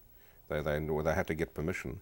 So they were holding illegal marches, and there were thousands of them all over the country. No notice to the police, and there was so much room for misunderstanding. The police wouldn't know how many people were going to turn out, what the route was, when it would end. And on the other side, the demonstrators wouldn't know what the police action was going to be, whether they'd stop them, and if so, where they'd stop them, and if so, how they'd stop them. And that seemed to me to be unacceptable. And I decided to investigate it. And I thought, again, to give it credibility, we should get a committee of experts to advise our commission and hold public hearings with the experts there.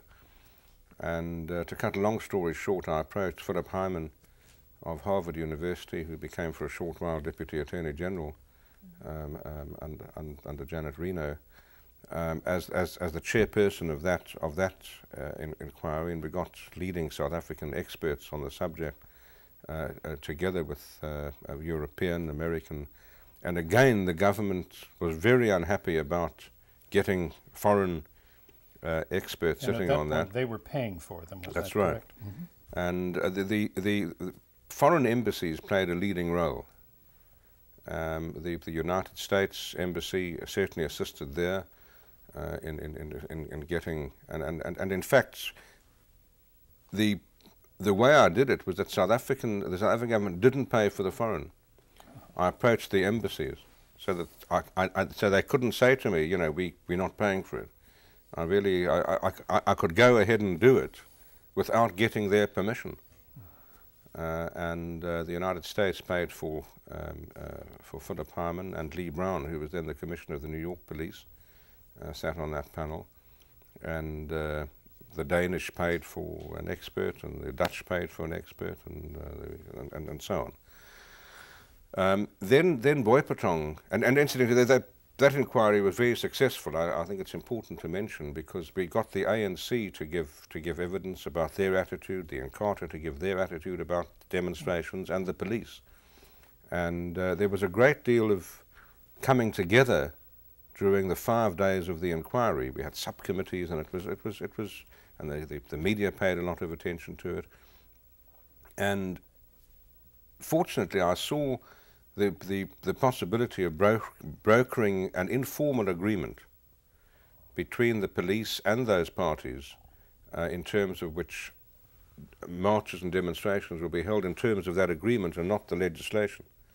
Again, the government was horrified that an official commission in effect should be bypassing the laws of the country. But that agreement was signed. It was difficult getting Inkatha in. They insisted on having the right to carry so-called traditional weapons at marches. But for the rest, marches after that agreement was brokered were held in terms of that agreement, and that certainly avoided what in all probability would have been serious deaths and injuries in a very politicised context, which again would have been could have been a serious retarding factor in the eventual negotiation. But then came Boipatong and the breaking off of the negotiations for many months, and it was in that context that Sir Vance was sent to South Africa as the representative of the Secretary General Boutros Ghani. And it was, as I recall, about 3 weeks after Boipatong.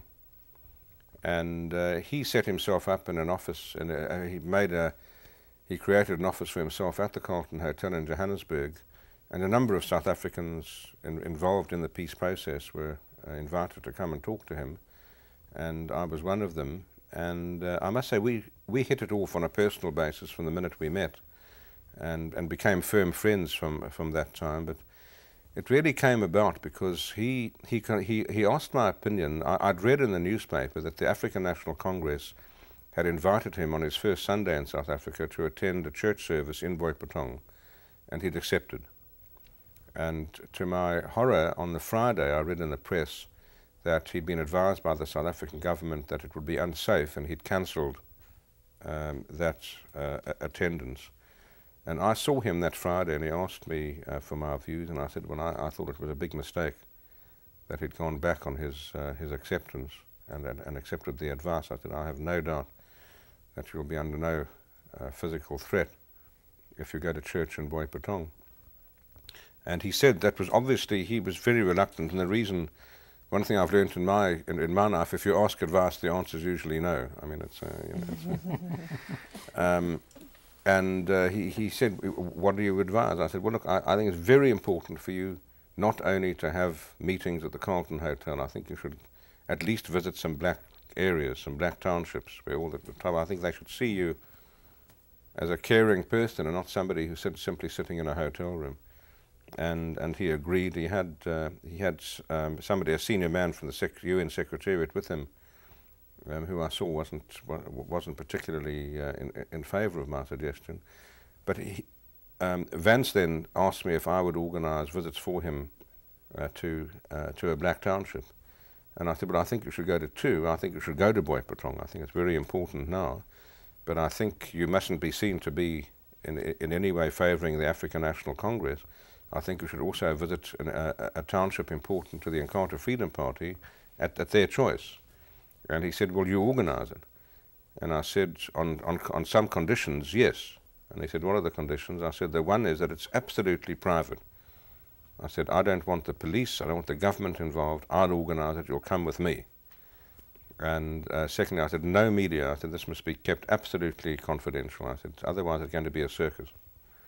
And he went along with that, and I contacted the African National Congress, and Tokyo Sechwada, who was the leader of the African National Congress in Transvaal, agreed to take the three of us, Vance, his UN man, and myself, to Boipatong.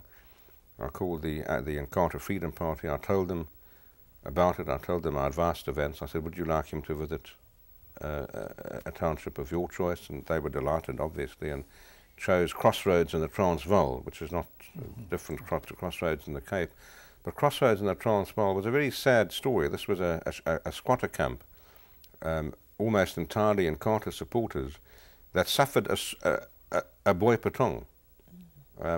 After Boipatong, there was a massacre of people in that township, and the IFP always complained that the world spotlight was put on Boipatong because it was African National Congress, and their Boipatong was all but ignored. So they chose that township, which was not township, squatter camp, which was important. And I arranged on a Monday morning to pick up Sir Vance at the Carlton Hotel. Tokyo drove us to Boipatong in his car, and we arranged to be handed over at sort of checkpoint Charlie to the Inkatha Freedom Party at a neutral venue.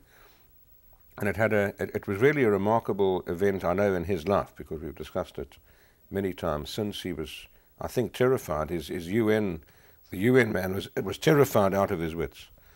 When I came to pick them up, he said, have you informed the government that we're going on this visit? And I said, absolutely not.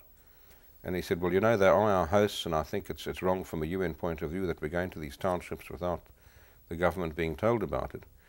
And I said to him, well, I said, you know, if you want to call it off, we can call it off. But I said, I don't think Mr. Vance can afford to go into black townships surrounded by armoured vehicles and posses of police.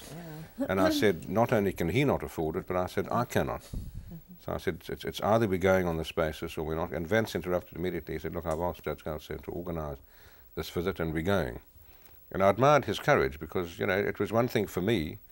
It was another thing for Vance, who'd never been to South Africa, to be going into Boipatong 3 weeks after a massacre, not knowing what to expect.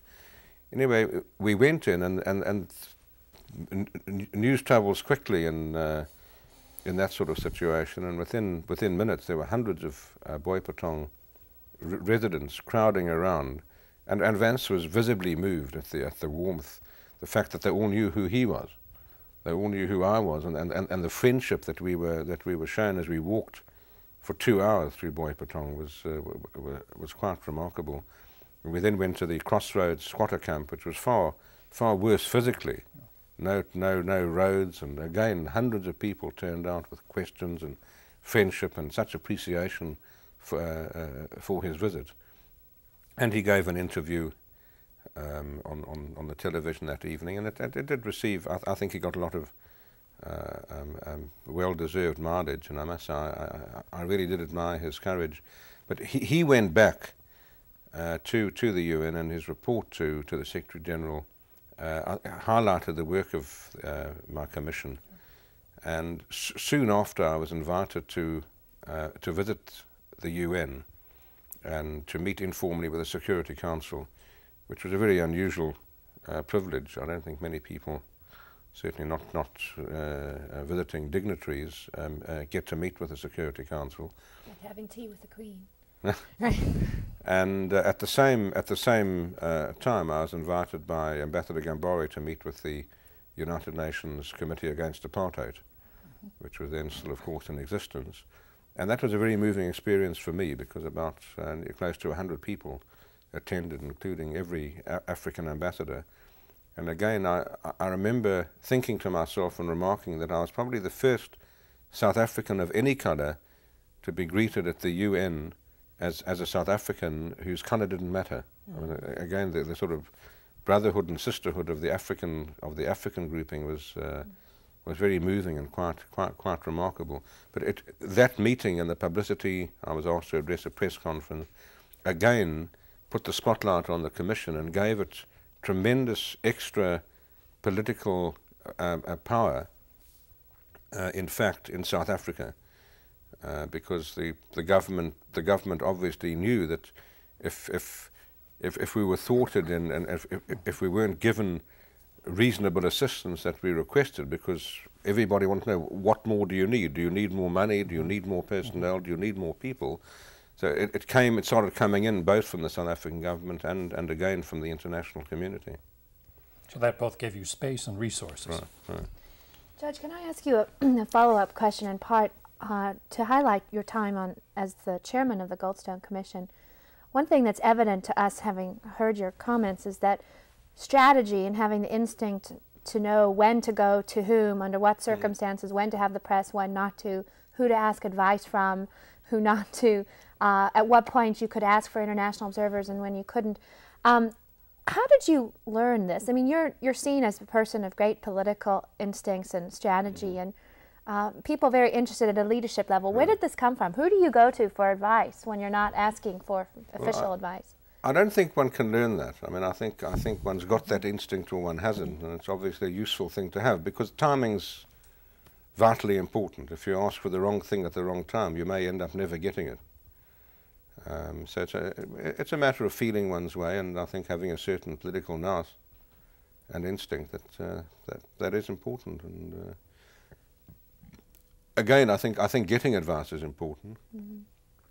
Well, seizing on this political nous theme, I'd like to take us into the next segment of our interview with you, where we talk about your work in The Hague, working on the UN tribunals, both for former Yugoslavia, known as the Yugoslav Tribunal, and Rwanda.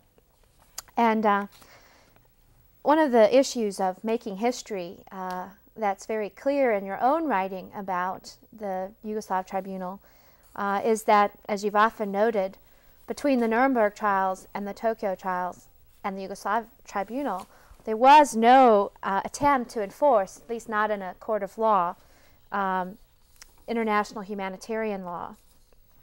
And your key work, I think, in the international tribunals was something along the lines of what you were doing in South Africa. It was to give life to international law, to make that law matter.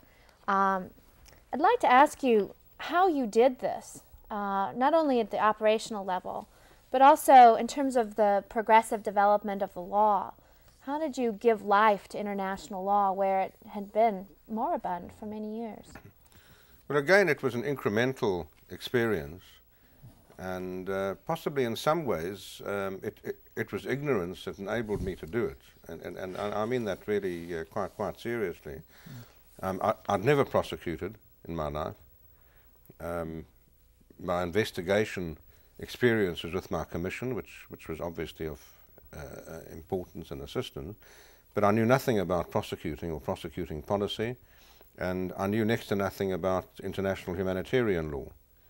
So I was really the wrong person for the job, certainly in theory, but I was approached in desperation because the Security Council had already rejected 8 people as eight nominees for the position, and the major Western powers astutely decided that South Africa in the middle of 1994 was as good a way as getting Russian and Chinese support as any other, and the reputation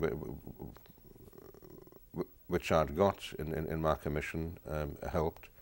Although it's a small world, because my name was suggested by somebody, in fact, who I'd met during a visit to Paris, where I was invited to come and look at the Paris police, at the French police control of demonstration. And I met a human rights, a person involved in human rights, Roger Herrera, who's a judge on the Conseil d'Etat in Paris. And we'd met, and he mentioned my name to Antonio Cassese, who was desperate to get a prosecutor as president of the tribunal. So that's how it came about, and Boutros Ghali seized on that. So when I arrived, I was not only ignorant about prosecuting and about international humanitarian law, but I was extremely, horribly naive about the United Nations.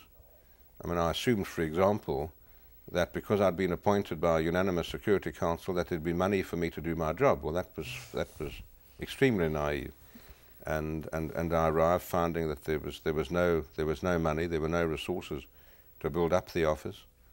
The media had seized on the long delay already of 15 months since the tribunal was established. Still no prosecutor's office. The media had seized on this to demonstrate their theory that the tribunal was, as they called it, the fig leaf of the international community, hiding its shame at doing nothing, but that it wasn't really intended to work. It was nothing more than the fig leaf. So that was the situation in which I came, and I did immediately, obviously, that I accepted the position, become enthusiastic, and saw the importance of the development of international humanitarian law. And I was, to an extent, goaded in a couple of days before I left.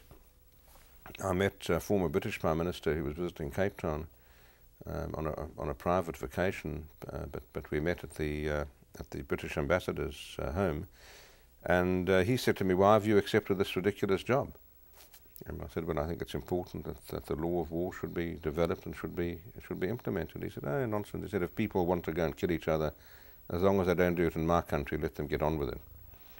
And this wasn't untypical, but if honest. And so it was with that background that I arrived in The Hague, to find a desperately frustrated core staff which had been set up under the then leadership of the Deputy Prosecutor Graham Blewett of Australia. And so fortunately Graham is still the Deputy Prosecutor, is an outstanding prosecutor. He's a professional, he's a prosecutor by profession. He was first deputy head and then head of the Nazi war crimes investigations in Australia. He brought with him the one of the provincial state commissioners of deputy commissioners of police from Australia, who was very experienced, and he'd also got a Canadian international lawyer, Bill Fenrick, who came from the Canadian Army, who was very well versed and highly respected in the international humanitarian law field. So again, I was very fortunate in having outstanding advisors, outstanding colleagues to work with me. Without them, it couldn't have happened. And I was able to devote a lot of my time initially to garnering media support. The very first appointment I had as prosecutor was at 9:30 on my first morning on the 15th of August 1994, and that was an interview with Mark Wallace for 60 minutes.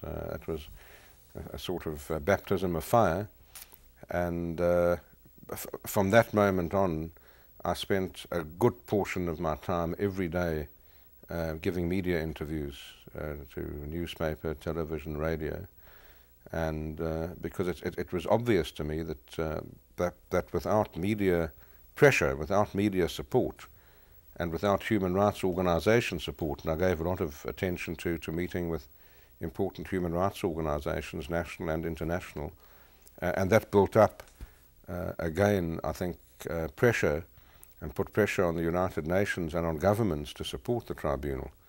So it was really, and you're quite right, it was the experience I had in South Africa that I think enabled me to see the need and do something about it. Well, some of the things that have been pointed to as developments of international law that you ushered in probably weren't the ones that were on the minds of the journalists, or if they were, it was because the force of history was pushing them to think about them. And the two that come to mind are the issue of mass rapes as a war crime, and the other one of breaking down this sort of distinction that's very orthodox in international law between international and civil wars. How did you feel on those two issues? Right. Well, the two different stories for each. As far as gender-related crime is concerned, excuse me, it's a good example of campaigns, writing letters. I hadn't been in office very long in The Hague when the letters started arriving from women in the United States, in Canada, in some of the European countries, calling for and begging and cajoling me as prosecutor to give attention to mass rape. One of them was my former professor, Catherine McKinnon. Right, absolutely. And it worked because I didn't need my arm to be twisted, but that made me aware of the importance that was being attached to this and the need for it.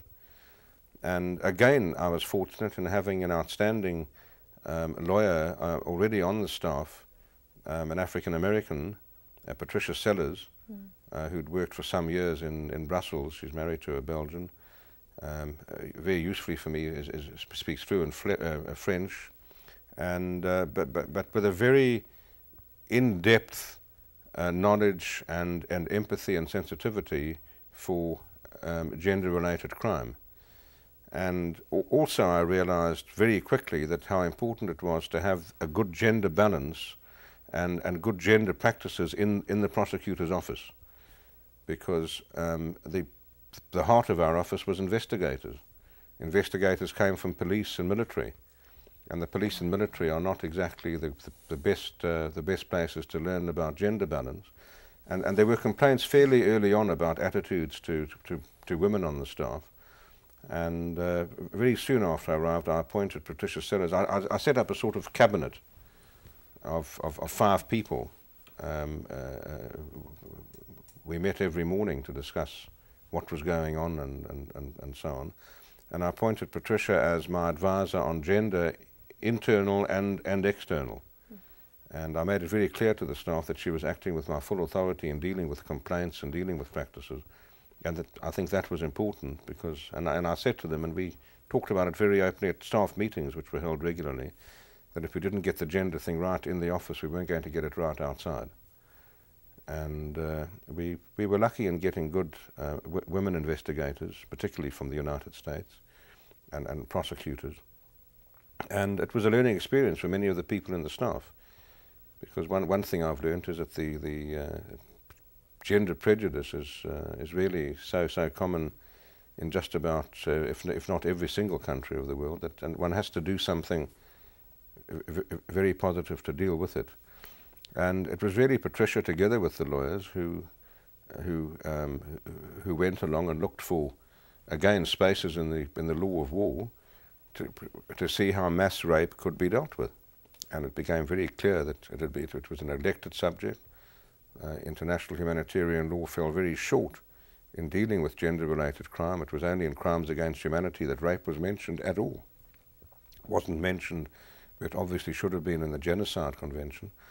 And we decided that we had to charge mass rape, systematic rape, as a war crime, either as torture. That wasn't easy, because I wasn't really prepared to be a contortionist and to use a concept like torture in an area where it shouldn't be used. I had long, fairly heated debates with Catherine McKinnon, because I wasn't prepared to charge mass rape as genocide. That seemed to me to be irrational in the situation, certainly in the former Yugoslavia and in Rwanda. But we charged it where we could as torture, and we had no difficulty in charging it as a grave breach or as a part of genocide, as inhumane or inhuman treatment. So that it was really pressure mainly from women's groups, but from human rights groups generally, that pushed us very willingly into doing what we could in that regard. And I think it was very important, again, that the NGOs and private citizens who cared realized that they had an ally, and very quickly we got into a situation of working together and not working against each other. Something like the LRC and the court. Right. How about the breakdown between international and civil war? Well, again, that became very important in the context of the former Yugoslavia, because what concerned me as prosecutor was the horrible thought of, in every single trial, having to establish whether this was an international armed conflict or a civil war. Would have really stretched our resources out of and completely and put it out of kilter. What we were wanting to prove were war crimes, and not to have to bring hundreds of witnesses to give evidence and get experts to come and give evidence about whether a particular situation in the former Yugoslavia was international or not. And they were difficult questions. If Milosevic sent troops into Bosnia, did that make it an international armed conflict? Maybe yes, maybe no. But and it seemed, from a moral point of view, that it made no difference.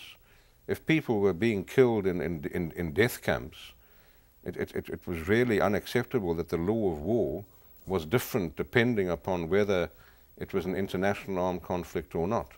So it was from a very practical point of view that we approached it. I was, of course, disappointed. The only case I really argued myself was the appeal on this issue, which we won a bit and lost a lot. We didn't win on the issue of getting the court to say that everything that happened in the former Yugoslavia was an international armed conflict, which would have been first prize, and which I still believe it was. We're talking about the Tadic appeal now. Yes, right? yes.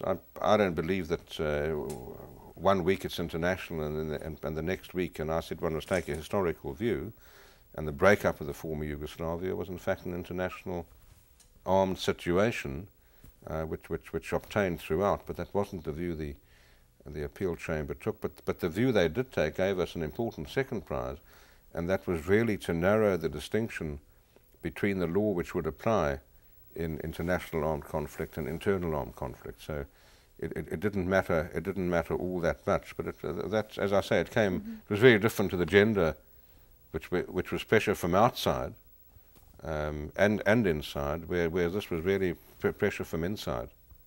Let me push you on this point of internationalizing the law.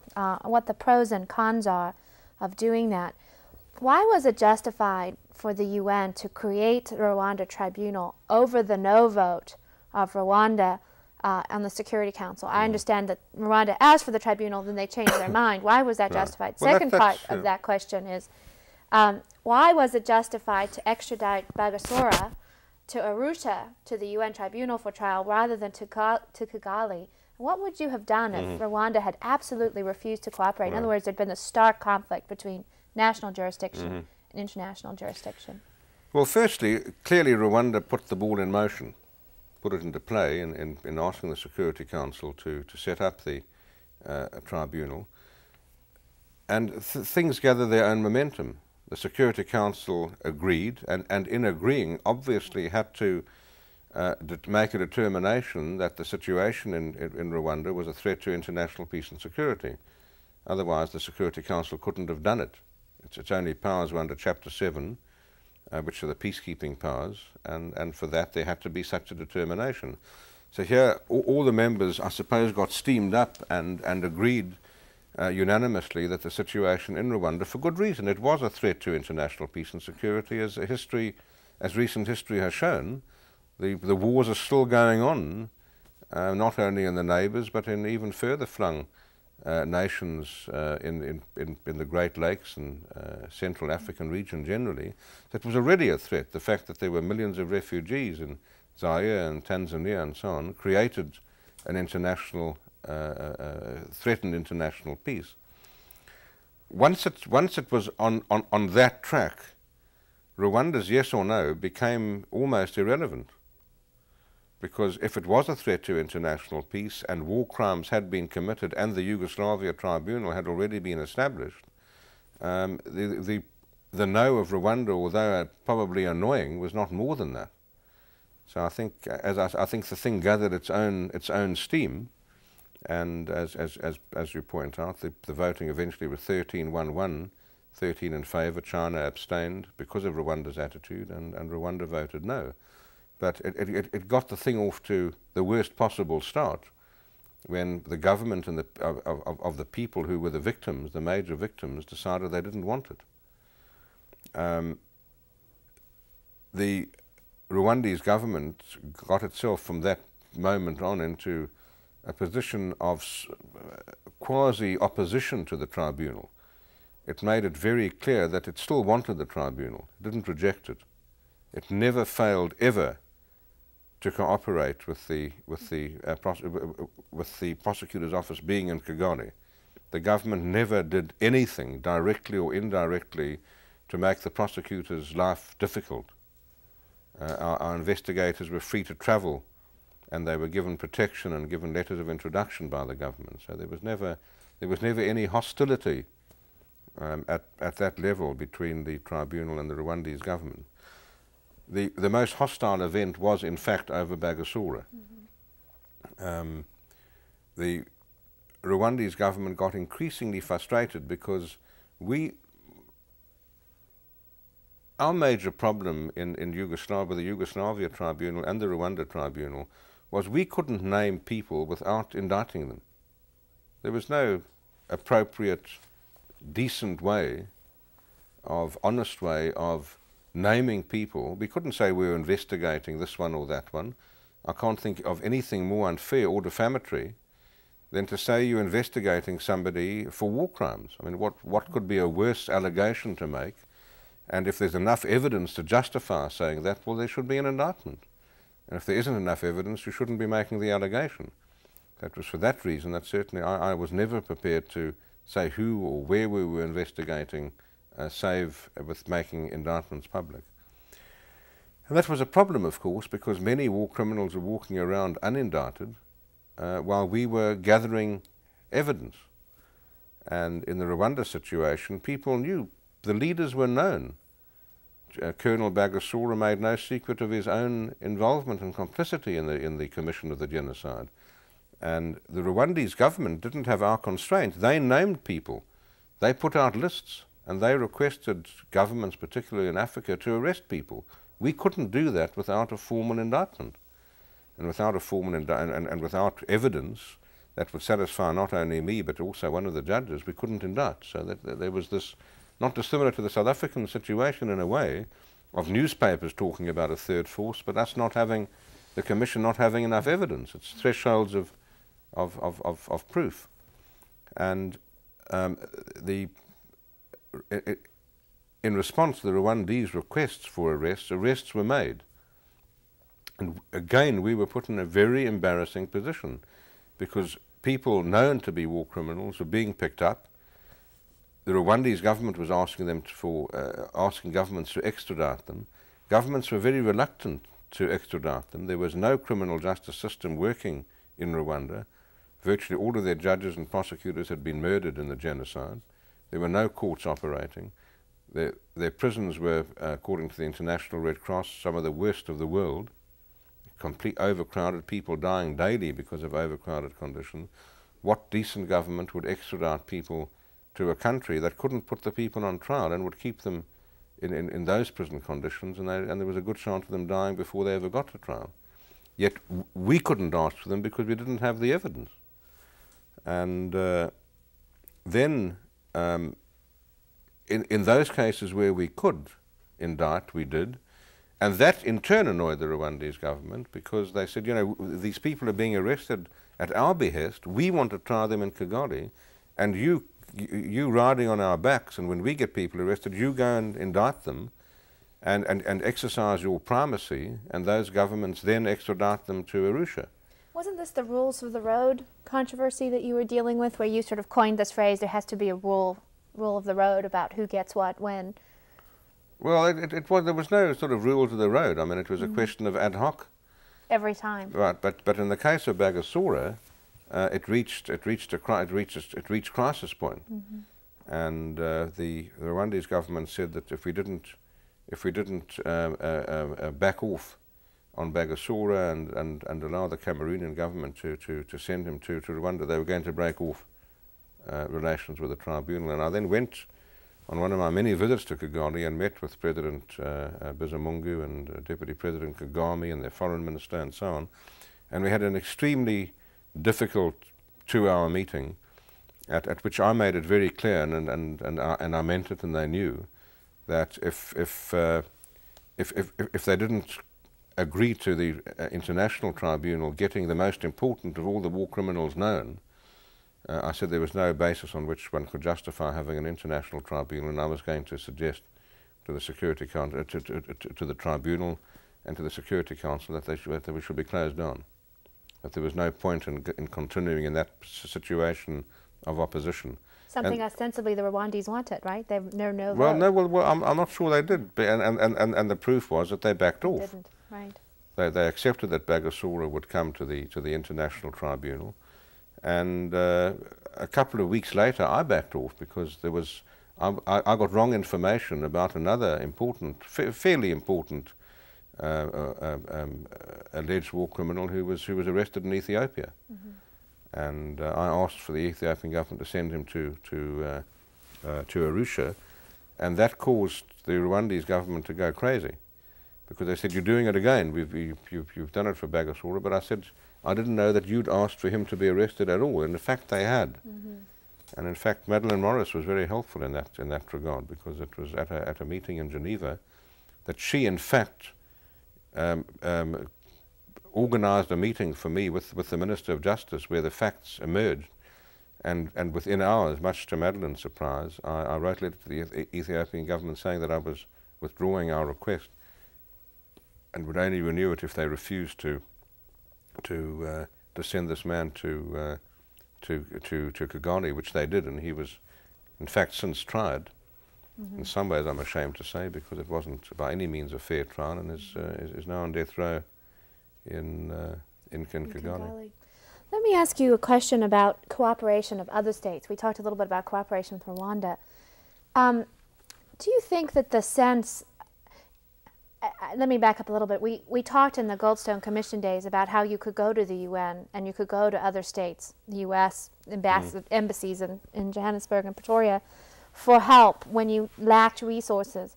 And now you're, as an international prosecutor, going to the UN, going to these same countries asking for help. Did you find that they were less cooperative when you were trying to be an international prosecutor than being the Goldstone? Well, it just changed. You know, the interests were completely different. The person I was dealing with different people in a different situation. So I don't think there's any direct comparison, but certainly the people I met in the Goldstone Commission days were very useful. It was in those days that when I met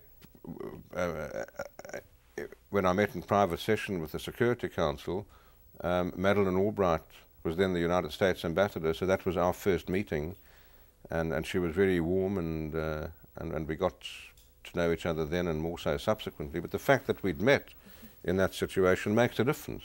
People know what you look like and know that they can trust. There's already a relationship of trust. I'd met with certainly with senior people in both in Paris and in London, so that certainly helped. But it was a very different situation. But it was important to meet people, and this is one of the areas where there was quite a serious clash, which I had with the Secretary General. He objected to me travelling. He felt that the prosecutor should be sitting in his office in The Hague and looking at papers and investigating, and it wasn't my job to go around visiting government ministers. And we agreed to differ. I think he was frustrated that I didn't take his instructions, but fortunately I didn't, because I think it was very important that we got the cooperation of member states in many reasons, and not the least of them to pressure the United Nations into giving us resources, but also into getting information from the member states. From them, and getting them to pay money into the trust fund, and getting them to pass legislation enabling them to actually arrest people. And the United States was one of them. It took the United States years to get legislation through Congress. And if I hadn't gone to Washington and met members of the Senate and the House and people in the administration, and of course there were people in the administration who facilitated that, and Madeleine Albright was one of them. She encouraged me and opened the doors to enable me to do that. But it was important. I couldn't have done that sitting in The Hague. You were using your personal capital again. Let me get back to the point you opened your remarks on the UN Tribunal with, on the issue of the tribunal being used as a fig leaf and sort of this empty symbolism problem that you inherited, where you had to make this happen or else you would be subject to that kind of criticism. How much worse for the victims whose rights are supposed to have been vindicated in these fora would it be if international law in fact fails them, so that in fact we've done something very bad by trying and failing and indicating to the world that we actually aren't very interested in enforcing international law, and particularly humanitarian law? And how do you deal with the fact that there are indictees at large whose warrants for arrest have not been executed and who could easily be arrested? Is this, in fact, a very bad precedent for international law, that the opportunity has not been? Absolutely, and unfortunately and irrationally, the victims seem to be at the bottom of every politician's agenda. You know, the tribunal was seen very much as a political animal, a political institution which had been set up by the Security Council. I don't think that I met very many politicians who ever had any regard for the victims. And again, the shining exception was Madeleine Albright. I think she was very aware of the importance of bringing justice to victims, and I think it's the reason that she visited Bosnia and other parts of the former Yugoslavia when she did, and made contact with victims. She was really stood alone in that regard. For the rest, it was really the political imperatives and the political advantages and disadvantages that were on the politicians' agendas in every capital that counted.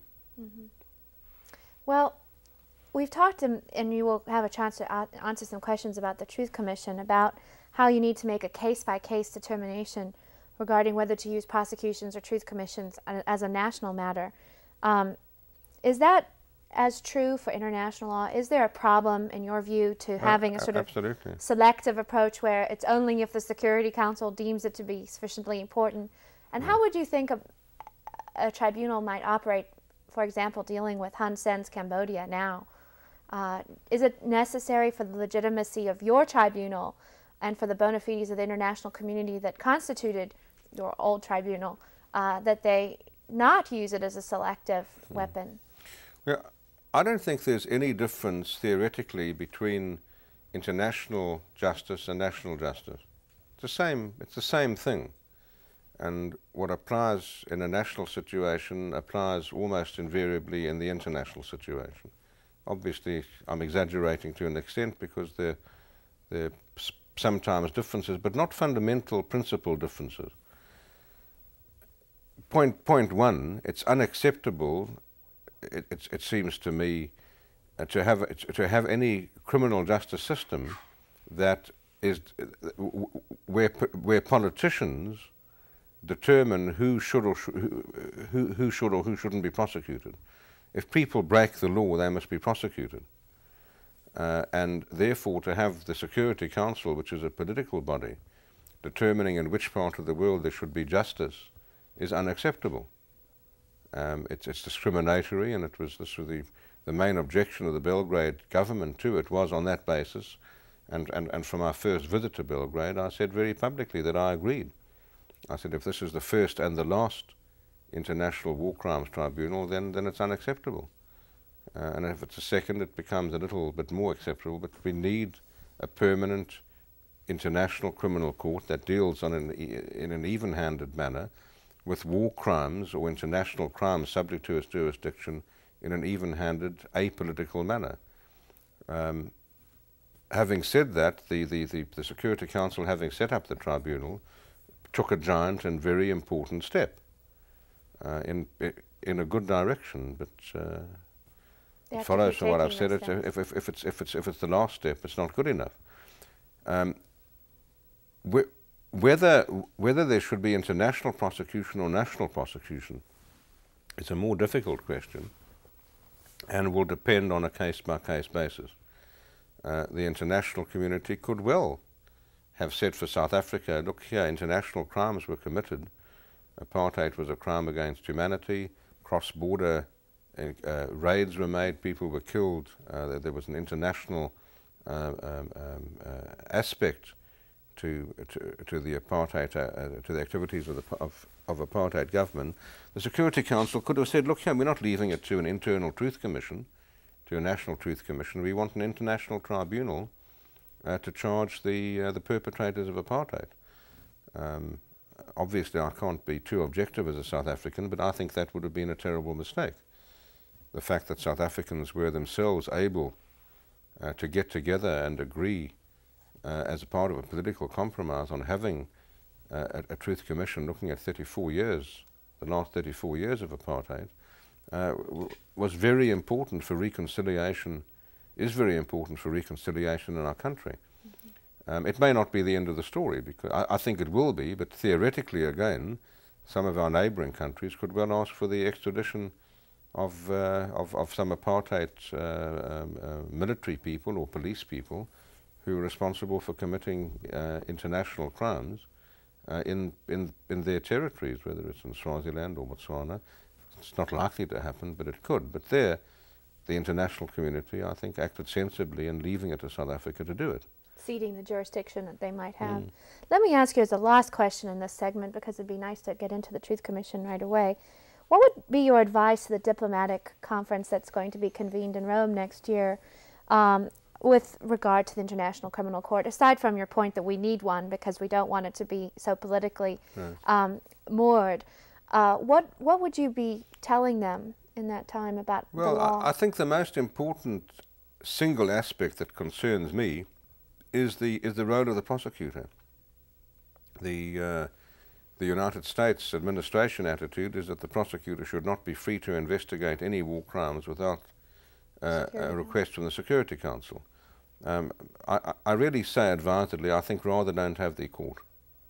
If a prosecutor is going to only be able to investigate at the behest of the Security Council, it's going to have no credibility at all, and we're going to be back. It's really the same as the ad hoc. If it's up to the Security Council, why have a permanent court? The only benefit of having it, presumably, will be speed, that you won't need to set up the the machinery from the beginning. But it's going to be so politicized, and everybody will know that not only the United States but the other 4 permanent members will never allow any investigation into their own conduct by definition, and they're not going to allow investigation into the conduct of nations considered to be important to them. So it's going to really stymie the credibility of the tribunal from the start. By the same token, let me hasten to add, I think a prosecutor must be responsible to somebody. I don't think anybody in public, let alone international life, should be a loose cannon. So I think a prosecutor must be subject to somebody, but not to a veto of the 5 permanent members of the Security Council. Suggestion I put forward, I must say, without any great response from anybody else. It seems to me it wouldn't be objectionable as a compromise to have the prosecutor responsible to the Security Council minus the veto. That it seems to me, you've got 15 members, 9 of them independent of the permanent 5. To have a simple majority, I think would be at least some sort of acceptable compromise. That would be a progressive development of the law of institutions. Dan, can we... Why don't we return to South Africa, although obviously you suggested the lines between South Africa and the larger community become less and less clear. But in the case of the Commission, the Truth and Reconciliation Commission, clearly South Africa was interested in the experience of other countries that had tried this approach to dealing with the past. In your view, how has the South African Truth and Reconciliation Commission taken advantage of the experiences of earlier truth commissions and perhaps improved on them? Right. Well, the experience of other truth commissions was crucial in getting agreement on a truth commission. I think it's highly unlikely that if there'd never been other truth commissions that we would have had one in South Africa. I think the precedents were very important. Not only the precedents, but also the involvement in seminars in South Africa of people who were involved, particularly in the Truth Commission in Chile. I think that South African leaders, and particularly the African National Congress leaders, saw that this was an acceptable political compromise between blanket amnesties on the one hand and Nuremberg-style trials on the other. So it was very important, both in the what one could learn from them, and really the South African Truth Commission pushed forward and created a very different, if you like, more advanced model Truth Commission than it ever had been held before. And we were lucky. We're very lucky in South Africa that we could afford a better model Truth Commission than has ever been held before for reasons of resources. Firstly, we have the financial resources to have paid for what is an expensive exercise by African or Asian standards, and more importantly, we have the political stability that makes it possible. The Latin American Truth Commission suffered because of the remaining control of the military, which prevented an expansive rather than a restrictive Truth Commission. In Chile, all the hearings were in private, names weren't named. In South Africa, they've all been in public and names have been named. And that's obviously preferable. So these would be some of the important features of the more advanced model, that right.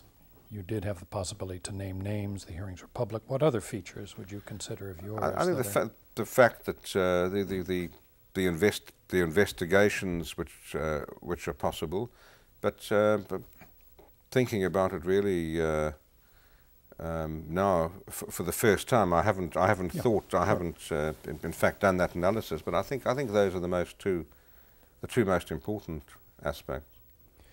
Because certainly a distinctive feature of the Truth and Reconciliation Commission is the amnesty provisions, it seems to me, certainly in comparison with Latin American, where they were quite absent. And the fact that amnesty is being offered in even a qualified form as it is drawing criticism from some international human rights experts, precluding the possibility then of bringing violators of human rights to trial and thwarting the realization of justice. How would you answer these critics? Well, I think there's a strong moral justification for granting amnesties against public truth-making for a number of reasons. Firstly, I accept that in an ideal situation of justice, victims are entitled to full justice, which means punishment, prosecution and punishment. But in the situations we're dealing with, that's out of the question. That's not an option. Mm-hmm. No country has the resources, or the courts, or the judges, or the prosecutors, or the defense counsel, to put tens of thousands of people on trial. In Rwanda, it would be hundreds of thousands of perpetrators on trial. In South Africa, many, many, many thousands. So that's out as an option. So one has to have a small number of perpetrators dealt with if you're going to go the prosecution route. How many prosecutions can be mounted in any of these countries? It's a small number, and that's why I think it's important, and our policy was in the International Tribunal to go for the leaders, because if you go for leaders, it affects more victims than if you go for people who are not in leadership roles. So in South Africa, if there were prosecutions and that wasn't politically on, it would have been a sort of Nuremberg-style trials. You would have put on trial maybe 20, 30, 40 people who occupied leadership roles, politicians, policemen and so on. As I say, clearly wouldn't have been a peaceful negotiated settlement if the leaders on one side knew that they were going to subject themselves to that. And who can blame them? One doesn't do that voluntarily. And it's never been done voluntarily. It was amazing enough that the leaders were prepared to negotiate themselves out of political power without the threat of prosecution hanging over their heads. But the importance from a moral point of view, it seems to me, is that publicly telling the truth and admitting serious criminal offences is a form of punishment. I don't think any sane person would relish getting up at the Truth Commission and admitting that they committed murders and poisoned people and all the other tortured people and all the other terrible things that have been admitted by some of the perpetrators in South Africa. It's an important form of punishment, which no sane person would relish, and it's an important form of justice because the victims are receiving an important acknowledgement. They know what happened to them, but they want the public acknowledgement that what criminal trials are all about. So it seems to me it's a good political compromise which has a firm moral base. Can I follow up on this question of moral responsibilities, Judge? You have often said that it's necessary to individualize guilt, and that it was very important for the German people that the Nuremberg trials took place. And there has been a lot of writing about the tacit or the complicity of the German people in, for instance, this book, Hitler's Willing Executioners. I wonder, in the South African context, if you're not prepared to say that the perpetrators of apartheid are the people at large. As you said in your talk on Saturday, that people don't commit crime, so there's not criminal responsibility that attaches to those who lived comfortable lives for much of the time when people were suffering greatly, as you pointed out and knew. What kind of mechanisms are there for dealing with the moral responsibility, if not the criminal responsibility, of the society that allowed criminals free play? Well, I think the Truth Commission is tackling that, and I've no doubt that a lot of attention will be given to it in its reports. But it's a reason in its last months the Truth Commission is dealing with the role of the business community, the role of the medical profession, now the role of the legal profession, including the judiciary, because what you had in South Africa was a national system of laws and enforcement of laws that allowed these things to happen. We had a system where the police and the security forces could perpetrate the crimes they did. And that's clearly the moral responsibility, if not the legal responsibility, of the people who are responsible in putting that system into power. And it's a very complex system. It requires, certainly in my view, absolutely a propaganda element. And I think apartheid has that in common with other similar situations where there have been egregious widespread human rights abuses, particularly in Germany. It's the dehumanizing and demonizing of the victims that is a crucial part of the system that allows these things to happen.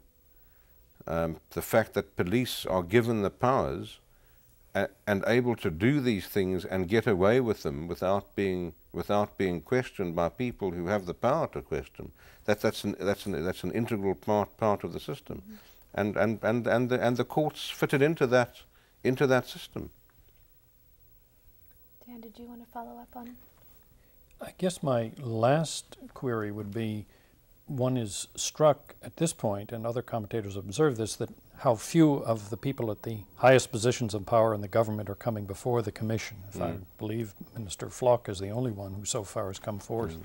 I don't attach too much importance to that. I understand you want the first prize for the victims, and not only the victims. Is to get the people right at the top, and it's a problem that I faced in both in my South African Commission and the tribunal. The allegation, well, you've got small fish, and then you get a bigger fish, and you say, well, he's still a small fish, and it really is very frustrating in the case of the Yugoslav tribunal. When we had Tadic, it was only 1. Then we got a second, and it was only 2. Then it was only 10, and now it's only 20. And when we've got 72 out of 73, it'll be only 72. The sort of ante is always going up, and people, I understand that. It's human nature, and it's particularly media nature to always wanting something more. And the Truth Commission's facing that in South Africa. At first it was the people at the bottom, and then it was generals, and even when it was generals, people want blood higher up. I don't attach too much importance to that, because it's the system that needed exposing. And the system has been exposed, and it has the effect. It's not without importance that President de Klerk was invited in April of this year to give quite an important lecture at Yale Law School. The Yale student community made it clear that if he came, there were going to be demonstrations, and his life was going to be made very difficult. I was informally consulted by the Yale faculty, and to their credit, they made it clear to de Klerk that the invitation stood. He would be given what protection could be given to him, but that they couldn't. He must know that there are going to be demonstrations, and if he wanted to call it off and postpone it, they would understand. And de Klerk, I think, sensibly didn't go. But now, why did Yale react that way? It's really, in a way, sad that that a Nobel Peace Prize laureate, who won the Peace Prize not long ago, together with Nelson Mandela, is not able to come and speak to the Yale law students, because and why? It's because of the Truth Commission. It's because of the bearing of a system at which he was the head. Whether he's got any criminal liability or not isn't the important thing. The responsibility is there, and it's being fixed. And I've little doubt it's one of the reasons he's now gone out of public life. The social sanction. Judge, let's turn in our last few minutes, I hope that we will have enough to ask at least 3 or 4 questions, to your role on the Constitutional Court as a judge for the court that has jurisdiction over constitutional questions.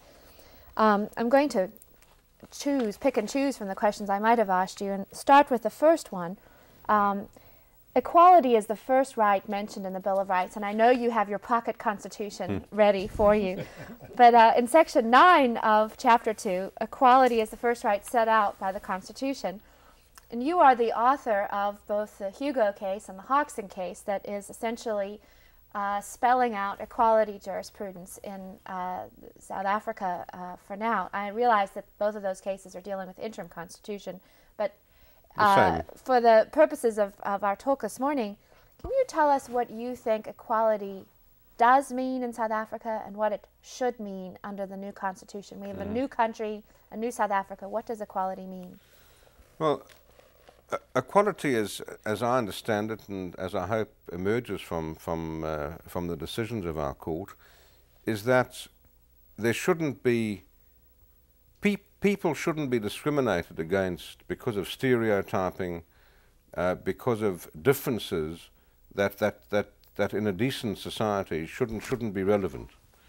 The obvious ones are listed in our Constitution. There are 14 listed grounds, which is unusual in a Constitution, but they're the obvious grounds of race and colour and gender and religion and social background.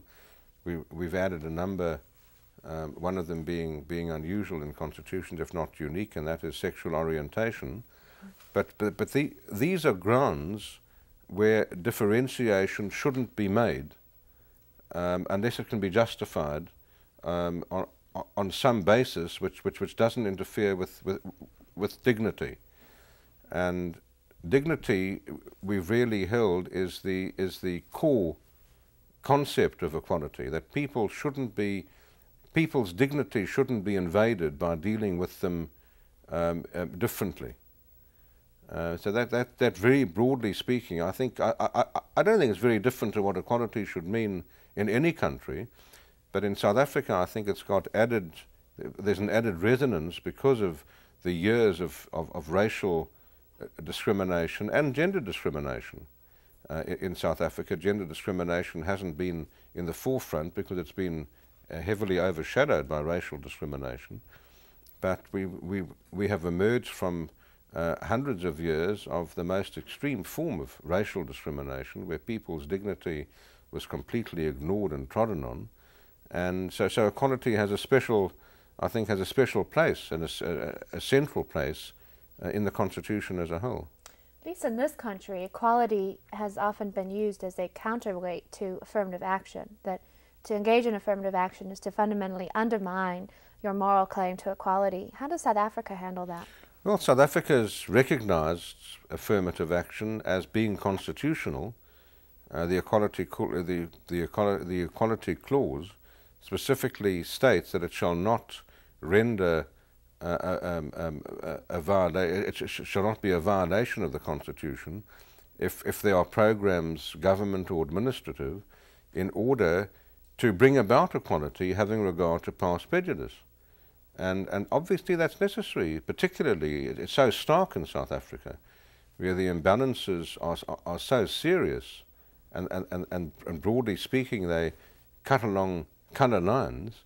If that isn't remedied quickly, we're not going to have a stable society. So affirmative action has been practiced already before the end of apartheid. Universities, progressive businesses had already introduced affirmative action programs, and it's not difficult in South Africa.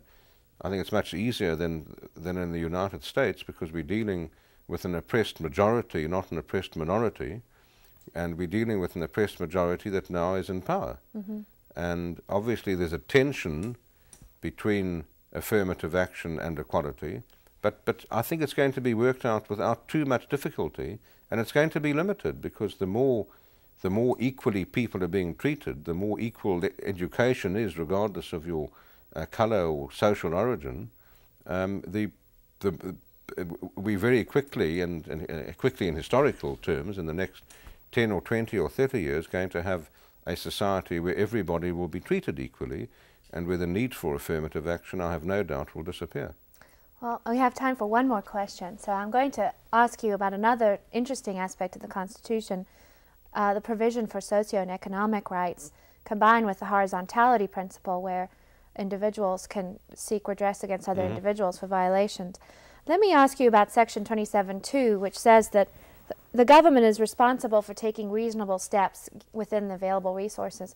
How will the court go about figuring out what constitutes reasonable steps? Will they have to oversee budget decisions? No, clearly not, and there's not much I can say, because we've had no cases come before the court, and I think it would be inappropriate to commit myself to a situation which is going to arise. But I think I certainly can say that I have no doubt that our court will be deferential to the legislature in that regard. We're not going to take political decisions for which we're not fit, for which we don't have a mandate.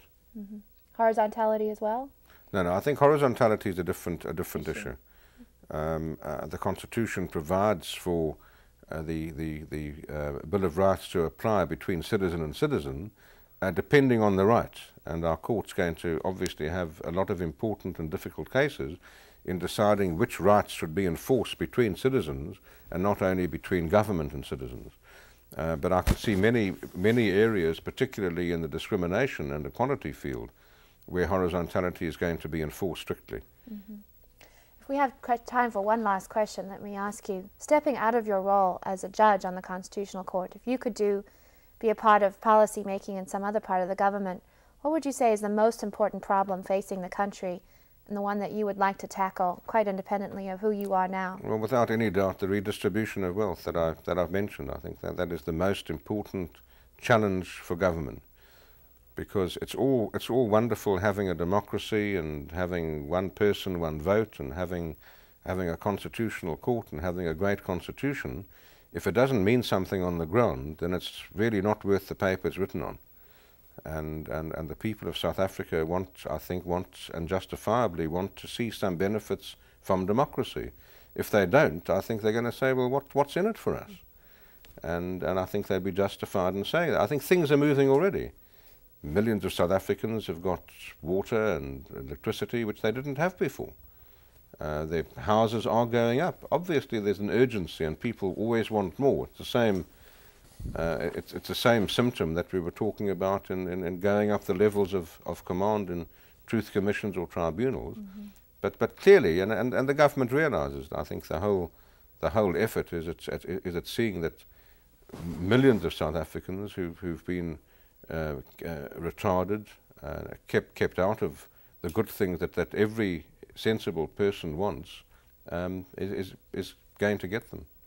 Well, thank you very much to our panelists, Professor Sheridan Johns, Professor Jan Ewald, myself, Catherine Adcock. May I thank myself, but most of all, thank you very much, Judge Goldstone, for your time with us this morning.